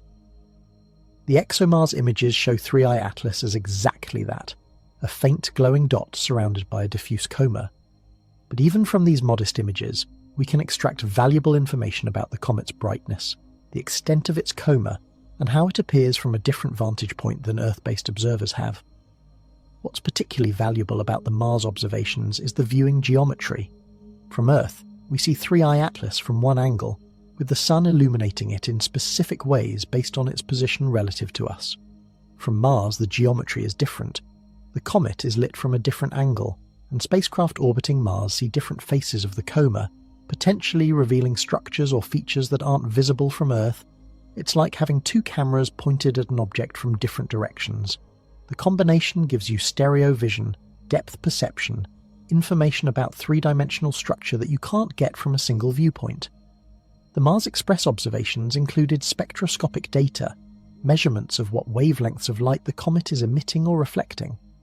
This adds to the growing database of spectroscopic information from ground-based telescopes and space observatories, helping to constrain models of the comet's composition and activity. Every new dataset is another piece of the puzzle, another constraint that natural or artificial models have to satisfy. NASA's Perseverance rover also got in on the action, capturing images of the comet from the Martian surface. These images show 3i Atlas as a streaky figure, the streak likely caused by the comet's movement across the sky during the exposure time. It's a different perspective again, looking up from a planetary surface rather than down from orbit, and it demonstrates the coordination possible when multiple space agencies and instruments work together to observe a single target. But here's where politics and practicality collide with science. The US government shutdown that was ongoing at the time of the Mars closest approach has meant that additional data from NASA's Mars instruments remains unavailable or at least unpublished. Budget fights in Washington have real consequences for science, delaying data release, preventing follow-up observations, leaving researchers frustrated and incomplete datasets sitting in archives, waiting for someone to get the funding to analyze them. This isn't unique to 3i Atlas. It's a recurring problem in planetary science. Missions cost billions of dollars and take decades to plan and execute, but the data analysis and publication phase is often underfunded, understaffed, treated as less important than the exciting work of building and launching spacecraft. So you end up with situations like this where we have valuable observations sitting on hard drives at NASA centers, and the scientists who could be analysing them are furloughed, or working without pay, or simply don't have the resources to do the work properly. The European data has been more forthcoming, perhaps because ESA's funding structure is less susceptible to sudden political shifts. The images and spectra from ExoMars and Mars Express are being published, shared with the international community, feeding into the broader effort to understand what 3i Atlas is and how it behaves. This highlights both the importance of international collaboration in space science and the vulnerability of that collaboration to political and budgetary pressures. From a scientific standpoint, the Mars observations help address some of the questions about whether the brightness variations are real or artifacts of Earth-based observing. If the comet shows similar periodic behavior when viewed from Mars, from a completely different location, with different sampling patterns and instrumental effects, that strengthens the case that the periodicity is intrinsic to the object, not an illusion created by how we're observing it from Earth. Early indications suggest the patterns do persist from the Mars viewpoint, but the analysis is ongoing, and we need more detailed comparisons before drawing firm conclusions. The close approach to Mars also raises questions about whether the comet's trajectory might have been influenced by Martian gravity. At 12 million miles, the gravitational interaction is weak, but it's not zero. Precise astrometry, measuring exactly where the comet was before and after the encounter, could reveal tiny deflections in its path caused by Mars, and if those deflections don't match gravitational predictions, if there's unexplained acceleration or deceleration, that becomes another data point in the natural versus artificial debate. There's also been speculation about whether 3i Atlas might have posed any risk to Mars missions. 12 million miles sounds like a safe distance, and it is, but comets shed debris, and the dust particles in the coma can travel far from the nucleus. Could any of that material have reached Mars orbit? Could spacecraft have flown through the comet's dust trail? The answer appears to be no. The encounter wasn't close enough for that, but it's the kind of question mission planners have to take seriously. Impacting dust particles at orbital velocities can damage spacecraft, and there are procedures for protecting sensitive instruments or orienting spacecraft to minimize cross-sectional area during potential encounters. What the Mars observations really give us is context. 3i Atlas isn't just an object seen through Earth's telescopes. It's something witnessed by spacecraft across the inner solar system, tracked by rovers on planetary surfaces, observed from multiple angles with multiple instruments. This distributed observation network is how we build confidence in our findings, how we rule out instrumental artifacts, how we ensure that what we think we're seeing is really there. And it's a preview of what future observations might look like. If 3i Atlas continues deeper into the solar system, or if future interstellar objects arrive and pass close to our planets, we'll have more opportunities for multi-spacecraft campaigns, coordinated observations that maximize the science return. We might even design missions specifically to intercept such objects, to fly close enough to image their surfaces, sample their comas, measure their magnetic fields or radiation environments up close. That kind of mission is years or decades away, limited by technology and funding and the unpredictability of when and where interstellar objects might appear. But 3i Atlas is showing us that such objects do appear, they do pass through our solar system, and they're worth studying intensively when they do. The Mars observations are a proof of concept, demonstrating that we can coordinate international assets to observe transient phenomena, that we can get valuable data even from instruments that weren't specifically designed for comet studies, that we can adapt and respond when something interesting shows up. So while you're thinking about faint dots in grainy images from Mars orbit, remember that those dots represent something profound. They're photons that travelled from the Sun, bounced off an object that might have originated light years away, and were captured by cameras built by humans orbiting another planet. We're using tools we've scattered across the solar system to study a visitor from beyond, and in doing so, we're learning both about the visitor and about our own capabilities. And whether 3i Atlas turns out to be natural or artificial, that learning process, that expansion of our observational reach and our analytical sophistication is pushing us toward a future where we're better equipped to understand whatever the universe sends. Our way next. Part 12. Echoes of Oumuamua and Borisov, the Interstellar Family Album. 3i Atlas isn't the first interstellar visitor we've detected, and it won't be the last. To understand what makes it unusual, we need to put it in context with the other members of this small but growing family of objects from beyond our solar system. Let's talk about Oumuamua and Borisov, the two confirmed interstellar objects that preceded 3i Atlas, and what their differences might tell us about the diversity of things drifting through the galaxy. Oumuamua arrived first, discovered in October 2017 by the Pan-STARRS telescope in Hawaii. The name means scout or messenger in Hawaiian, fitting for humanity's first confirmed visitor from another star system. From the beginning, Oumuamua was strange.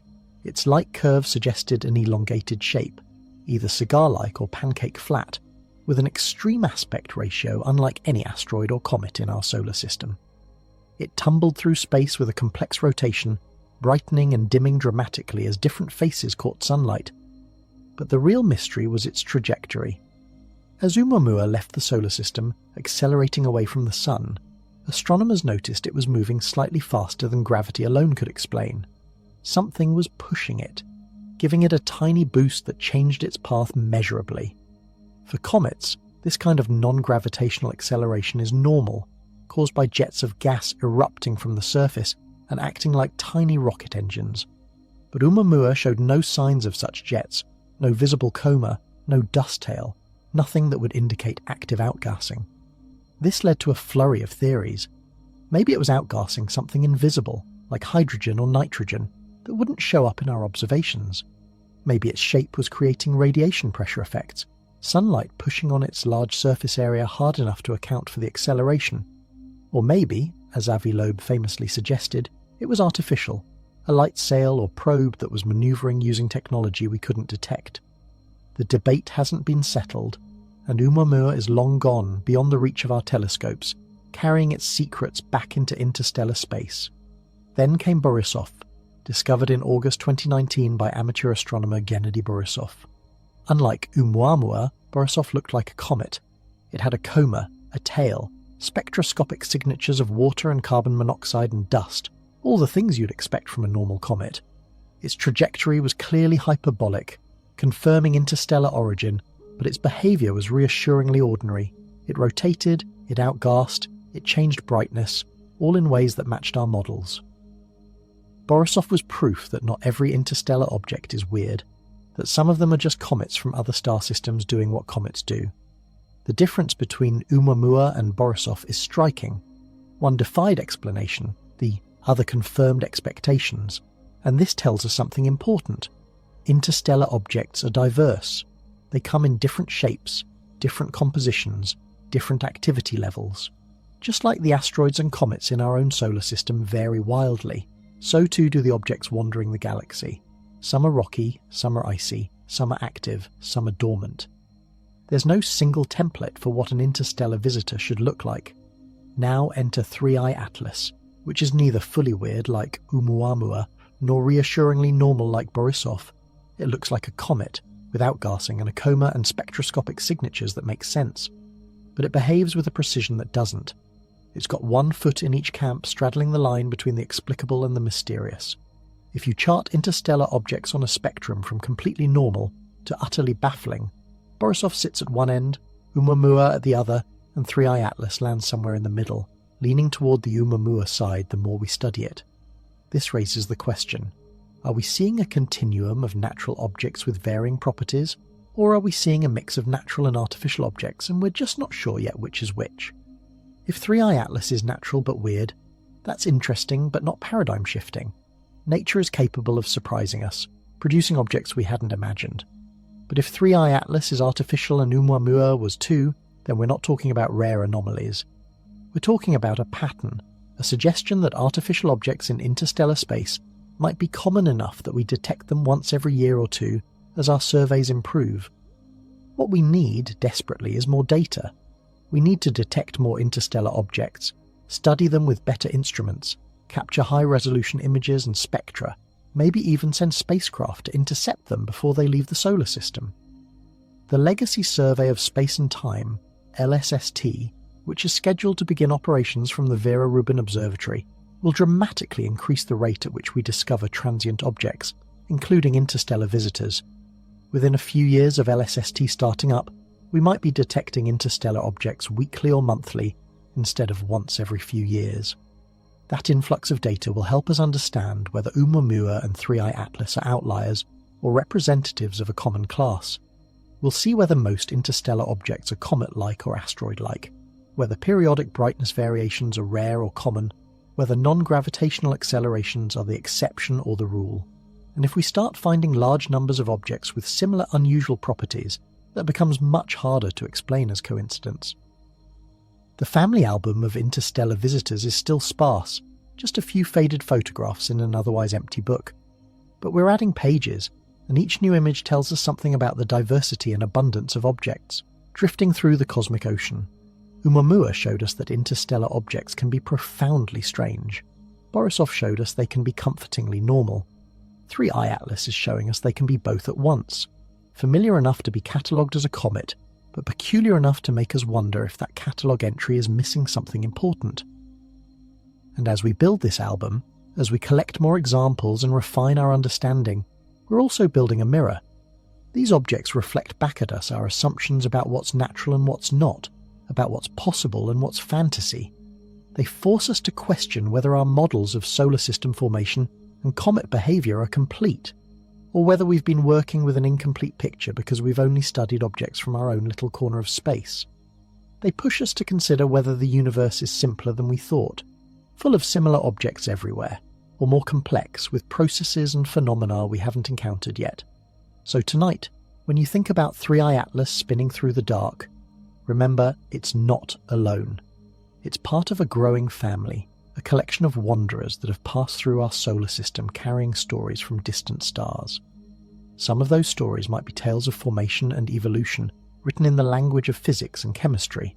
Others might be messages, intentional or accidental, from civilizations that looked up at their own skies and wondered if anyone else was out there.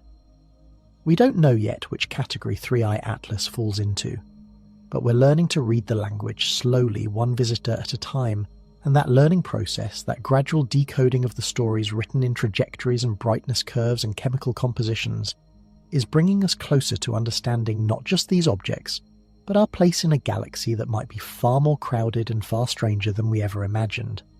Part 13, Light Tricks in the Cosmos, Strange Reflectors Beyond Comets. Let's zoom out for a moment and talk about light, because the universe is full of objects that reflect or emit light in unexpected ways, and understanding those natural oddities is crucial before we decide something is artificial. 3i Atlas isn't the only thing in space that makes astronomers scratch their heads when they analyse its optical properties. There's a whole zoo of strange reflectors and emitters out there, and some of them are definitely natural, which should make us cautious about jumping to conclusions. Start with exoplanets. We've discovered thousands of planets orbiting other stars, and some of them have albedos, reflectivity values, that don't make sense based on what we know about planetary atmospheres and surfaces. There are hot Jupiters that are darker than charcoal, absorbing almost all the light that hits them, likely due to atmospheric chemistry that creates light-absorbing hazes. There are planets that are brighter than they should be, possibly because they're covered in reflective clouds of silicate particles or metallic compounds that scatter light efficiently. One particularly intriguing case is HD 189733b, a hot Jupiter that some researchers have suggested might have reflective clouds of corundum, the mineral that forms rubies and sapphires on Earth. If you had clouds of tiny corundum crystals high in a planet's atmosphere, they'd create optical effects unlike anything we see in our solar system, possibly including unusual polarization signatures or brightness variations that could be mistaken for artificial structures if we didn't know better. Then there are asteroids in our own solar system with surprising optical properties. Some asteroids have surfaces that are unusually bright or dark, way outside the typical range. Some show polarization curves that don't match standard models of dust scattering. In a few cases, these anomalies are so pronounced that early observers wondered if they might be seeing something artificial, metallic surfaces or geometric structures that were reflecting light coherently. One famous example is Apophis, an asteroid that will pass very close to Earth in 2029. Its surface properties are still being studied, but there are hints of unusual reflectance spectra that might indicate the presence of metals or minerals not commonly found on asteroids. Nobody thinks Apophis is artificial. It's clearly a natural object, but it shows how natural surfaces can create unexpected optical signatures when they have uncommon compositions or structures. In the realm of comets, there are several known cases of strange optical behaviour. Comet 2P/NK, for instance, shows periodic brightness variations that are more regular than most comets, related to its rotation and the distribution of active regions on its surface. It's not as precise as 3i Atlas, but it demonstrates that some degree of regularity can emerge naturally from the right combination of shape and activity. Comet Machault's 1 has an unusual composition, depleted in carbon chain molecules compared to typical comets, which gives it different spectroscopic properties. It's been suggested that Machault's might have formed in a different region of the solar system than most comets, or even that it could be an interstellar capture, an object from another star system that was gravitationally captured into an orbit around the Sun billions of years ago. If that's true, it shows that unusual chemistry alone isn't proof of artificial origin. Polarimetry has revealed that some asteroids have surface textures or compositions that create deep negative polarization branches similar to what 3i Atlas exhibits. These are often associated with objects that have experienced specific types of space weathering, or that are rich in certain minerals like olivine or pyroxene. The polarization anomalies can be dramatic, but they're explicable through natural mineralogy and surface physics. There's also the phenomenon of specular reflection from natural surfaces. Under certain conditions, if you have a smooth surface and the right viewing geometry, you can get mirror-like reflections that are much brighter than diffuse scattering. This has been observed on some icy moons in the outer solar system, where flat expanses of ice can act like mirrors when the Sun and observer are positioned just right. If 3i Atlas had regions of smooth ice on its surface, and those regions happen to be oriented favourably during part of its rotation, you could potentially get brightness pulses from specular reflection, without requiring engineered mirrors. Saturn's moon, Enceladus, provides another example of unexpected optical behaviour. The moon has geysers that erupt from its south polar region, ejecting water vapour and ice particles into space. These particles create a diffuse cloud around Enceladus that reflects sunlight and contributes to Saturn's E-ring. The brightness of the geyser plumes varies based on Enceladus's position in its orbit and the level of tidal stress driving the eruptions. It's a natural system, but it produces time-variable optical signatures that could be confusing if observed from a great distance without context. Moving beyond our solar system, there are stars that show brightness variations that initially seem like they might be artificial megastructures.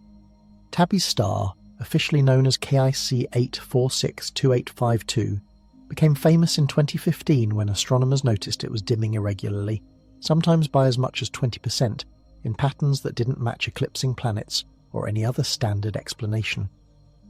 There was brief speculation about alien megastructures, Dyson swarms or other constructs partially blocking the star's light. Years of follow-up observations have shown that Tabby's star's dimming is probably caused by dust, either from a disintegrating comet or from some more complex process we don't fully understand yet. The point is, nature can create optical signatures that initially look artificial, that trigger speculation about technology or intelligence, and then turn out to have prosaic explanations once we gather enough data. This history should make us humble when looking at 3i Atlas.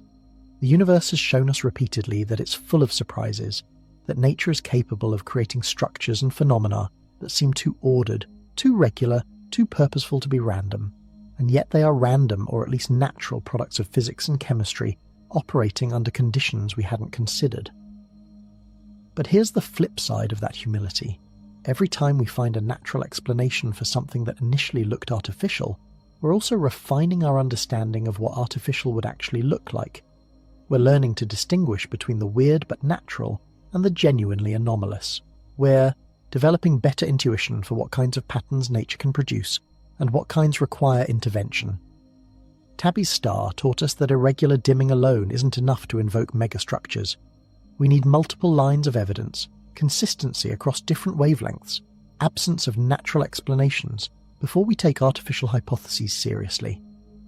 Oumuamua taught us that non-gravitational acceleration can probably be explained naturally, even if the explanations require exotic ices or unusual shapes. Borisov taught us that most interstellar comets are probably normal, that the default assumption should be natural until proven otherwise.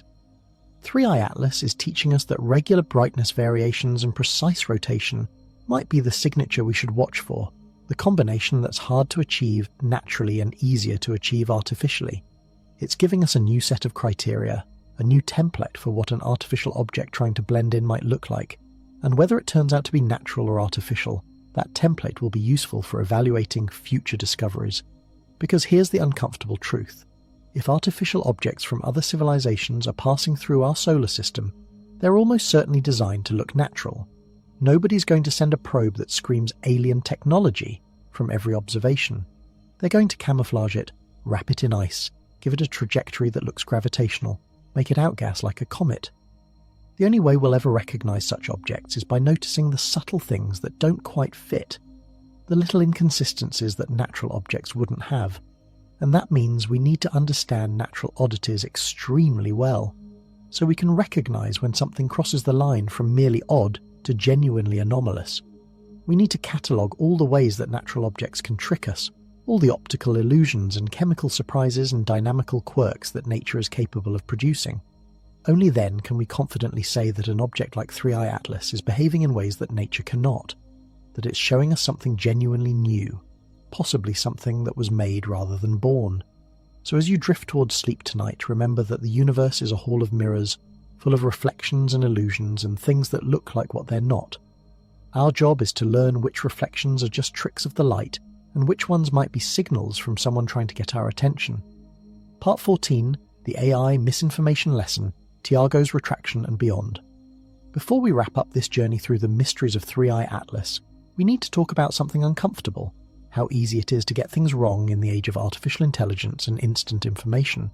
This isn't ancient history, this happened during the same period we've been studying the comet, and it's a cautionary tale about the dangers of moving too fast, trusting too much, and letting enthusiasm override verification.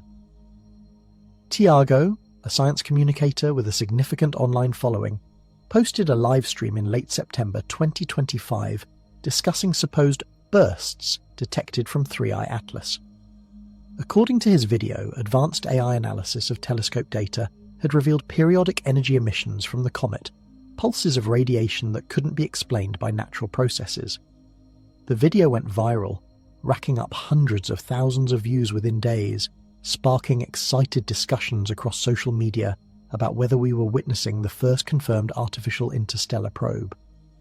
There was only one problem: it wasn't true. The AI system that supposedly detected the burst had misinterpreted the data, seeing patterns that weren't there, or perhaps confusing signals from terrestrial sources with emissions from the comet. When other researchers tried to verify the findings using the same data, they couldn't reproduce the results. The burst didn't exist. To Tiago's credit, once he realized the error, he deleted the video and issued a public retraction.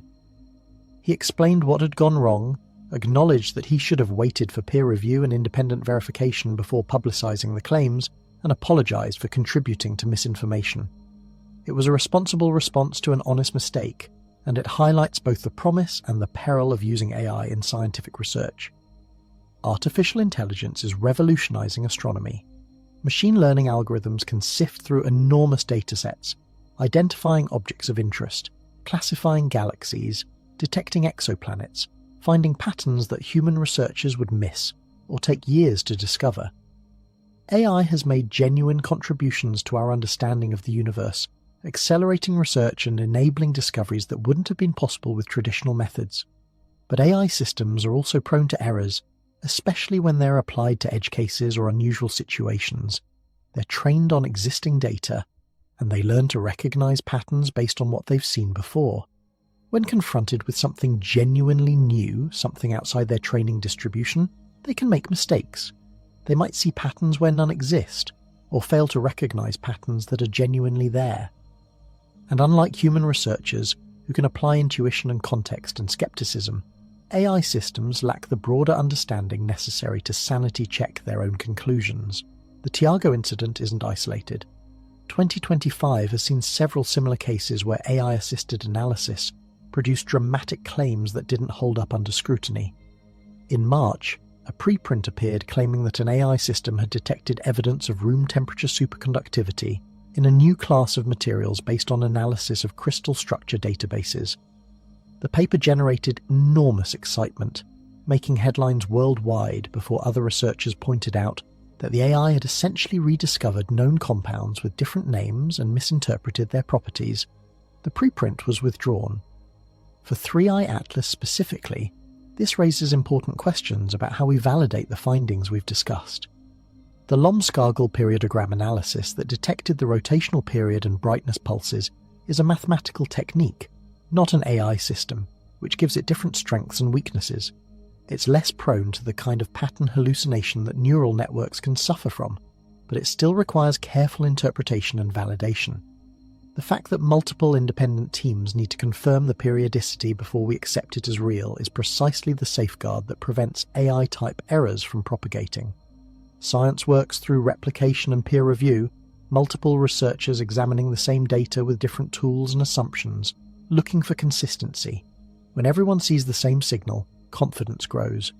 When some see it and others don't, that's a red flag suggesting either the signal is marginal or the analysis methods matter in ways we don't understand yet. The public's relationship with scientific claims has become complicated in the AI era. There's enormous appetite for breakthrough discoveries, for news that challenges our understanding of the universe. But there's also growing skepticism, fueled by repeated cases of claims that don't pan out, of exciting headlines that turn into retractions, of promises that fail to materialize.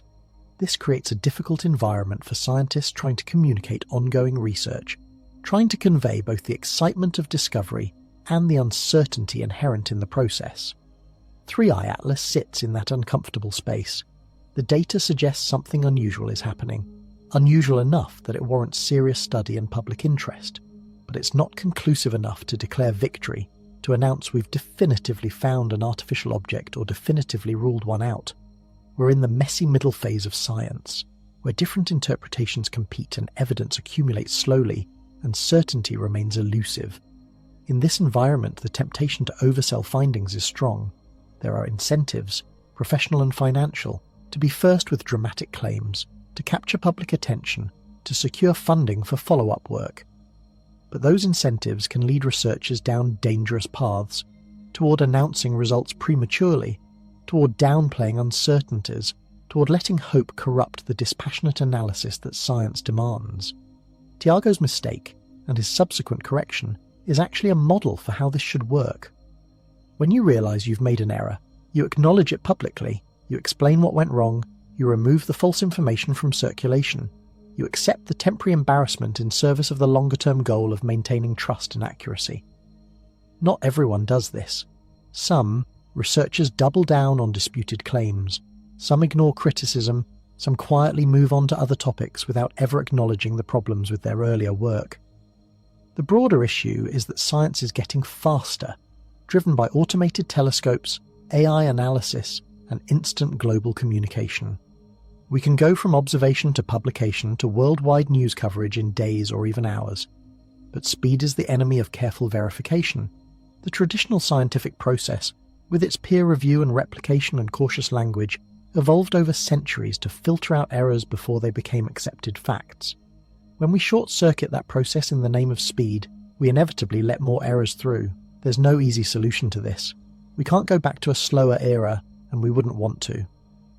The rapid pace of discovery is genuinely advancing our knowledge, and the ability to quickly share findings enables collaborations and follow-ups that wouldn't have been possible in previous generations. But we need to be smarter about how we communicate uncertainty, how we distinguish between preliminary findings and established facts, how we help the public understand that science is a process, not a series of definitive pronouncements. For 3i Atlas, the AI misinformation episode is a reminder to maintain healthy skepticism even as we explore exciting possibilities. The periodic brightness variations might be real, the positional shifts might be real, the chemical anomalies are definitely real. But the interpretation of what all this means, whether it's natural or artificial, whether it's a comet or a probe, that interpretation is still open, still contested, still requiring more data and more analysis before we can speak with confidence. And when that confidence comes, if it comes, it will be because multiple, independent lines of evidence all point in the same direction, because the natural explanations have been exhausted, because the artificial hypothesis, as uncomfortable as it might be, becomes the only remaining option that fits the data. Until then, we wait, we watch, we analyse, and we remember that the universe is under no obligation to make sense on our timeline, or to reveal its secrets quickly just because we're impatient to know. So tonight, as you think about everything we've discussed, from Russian astronomers breaking silence to Mars orbiters capturing images to AI systems making mistakes, remember that understanding takes time. The story of 3i Atlas isn't finished. We're still in the middle chapters, where the mystery deepens and the evidence accumulates, and the truth, whatever it is, remains tantalizingly just out of reach. That's uncomfortable, but it's also honest. And honesty, even uncomfortable honesty, is the foundation on which real science is built. Part 15. What comes next? Future missions, interceptors, and open mysteries. We've travelled through the evidence, examined the anomalies, considered both natural and artificial explanations for 3i Atlas's behaviour. Now it's time to look forward, to ask what comes next in our investigation of this object and others like it. Because whether 3i Atlas is a comet or a probe, it's shown us that interstellar visitors are real, they're detectable, and they deserve serious scientific attention. The European Space Agency's Comet Interceptor mission, currently scheduled for launch in 2029, represents our best near-term hope for studying an interstellar object up close. The mission's concept is ambitious. Instead of launching toward a specific target, it will position itself at a gravitationally stable point in space and wait. When a suitable target appears, a long-period comet or ideally an interstellar object, the spacecraft will activate, adjust its trajectory, and fly by the object at close range, capturing high-resolution imagery and analysing the composition of its coma and dust. This approach is necessary because we can't predict when or where interstellar objects will appear. By the time we discover them, they're usually already passing through the inner solar system, and there isn't time to design, build, and launch a dedicated mission. But a spacecraft waiting in the right orbit can respond quickly, reaching targets within months rather than years. Comet Interceptor will carry multiple instruments: cameras, spectrometers, dust analyzers, magnetometers, everything needed to characterize an object in detail during a brief flyby. If 3i Atlas were still going to be in the solar system in 2029, it would be an ideal target. But interstellar objects move fast, and by the time Comet Interceptor launches, 3i Atlas will likely be too far away to intercept. Instead, the mission will wait for the next visitor, or perhaps target a long-period comet from the Oort cloud as a backup. The data it returns will be invaluable for understanding what comets, whether interstellar or local, are really made of beneath their dusty surfaces. Beyond Comet Interceptor, there are concepts for even more aggressive interception missions. Some proposals envision rapid response spacecraft kept in storage on Earth, ready to launch on short notice when an interesting object is detected. These missions would use advanced propulsion, possibly nuclear, thermal or electric engines, to catch up with fast-moving targets. The engineering challenges are enormous. You need to predict the object's trajectory with extreme precision, launch at exactly the right moment, and have enough fuel to match velocities for detailed observations. But the payoff would be transformative. Instead of watching interstellar objects from millions of kilometers away through telescopes, we could send cameras within tens or hundreds of kilometers, close enough to see surface features, to distinguish between natural and artificial structures, to sample the coma directly and analyze its chemistry with laboratory precision. A single close flyby of an object like 3I Atlas would answer more questions than years of remote observations. NASA has studied similar concepts under various names over the years. The Bridge program, proposed in the early 2020s, would have developed technologies for fast response to interstellar objects. Budget constraints kept it from moving forward, but the ideas remain viable, waiting for the right combination of scientific opportunity and political will. If 3I Atlas continues to show anomalous behavior, if the artificial hypothesis gains more traction, you can bet that funding for interstellar object interception will suddenly become available. On the ground and in Earth orbit, telescopes continue to improve. The Vera Rubin Observatory, with its legacy survey of space and time, will begin operations soon and will revolutionize our ability to detect transient objects. LSST will image the entire visible sky every few nights, cataloguing everything that moves or changes. The survey is expected to discover tens of thousands of asteroids, hundreds of comets, and potentially multiple interstellar objects per year once it reaches full operation. This increase in detection rate will give us the statistics we desperately need. Is 3I Atlas unusual among interstellar objects, or typical? Do most of them show periodic behavior, or is this rare? What's the distribution of compositions, shapes, activity levels? With dozens or hundreds of examples instead of 3, we'll be able to identify patterns to separate the genuinely anomalous from the merely uncommon. The James Webb Space Telescope continues to observe comets and asteroids when its schedule permits, bringing infrared sensitivity that ground telescopes can't match. Webb can detect organic molecules, measure temperatures, map the distribution of ices across a comet's surface. If 3I Atlas remains within Webb's reach for the next year or two, we can expect detailed spectroscopic follow-up that will further constrain its composition and activity. Radio telescopes, particularly the Very Large Array, and newer facilities like the Square Kilometre Array, when it becomes operational, offer another avenue for investigation. Even if 3I Atlas isn't broadcasting intentionally, it might emit radio waves through natural processes like molecular transitions in the coma, or possibly through interactions with the solar wind. And if it is broadcasting, even weakly, sensitive radio observations could detect signals that optical telescopes would miss entirely. The upcoming observational campaigns will focus on several key questions. First, does the periodicity persist as the comet moves farther from the Sun? Natural rotations can change as comets heat up or cool down, as outgassing patterns shift, as structural changes occur. If 3I Atlas maintains its 4-hour rotation and 2-hour brightness pulse with the same precision for months or years, that strengthens the case for something unusual maintaining the stability. Second, are there spectroscopic features we haven't noticed yet? With higher resolution and better signal-to-noise ratios, astronomers might detect trace molecules or unusual isotope ratios that provide clues about the object's origin or nature. Industrial processes, if this were artificial, might leave signatures in the form of unusual isotope abundances or molecules that don't form naturally in space. Third, can we detect any changes in trajectory that can't be explained by gravity and natural outgassing? Precise astrometry, measuring the comet's position to milli-arcsecond accuracy over long baselines, might reveal tiny accelerations consistent with course corrections. This is difficult, requiring years of data and sophisticated modelling to separate genuine trajectory changes from measurement errors and natural forces. The philosophical angle becomes important here. What do repeating patterns in space tell us about the universe? Natural laws themselves are patterns, regularities that emerge from the fundamental physics governing matter and energy.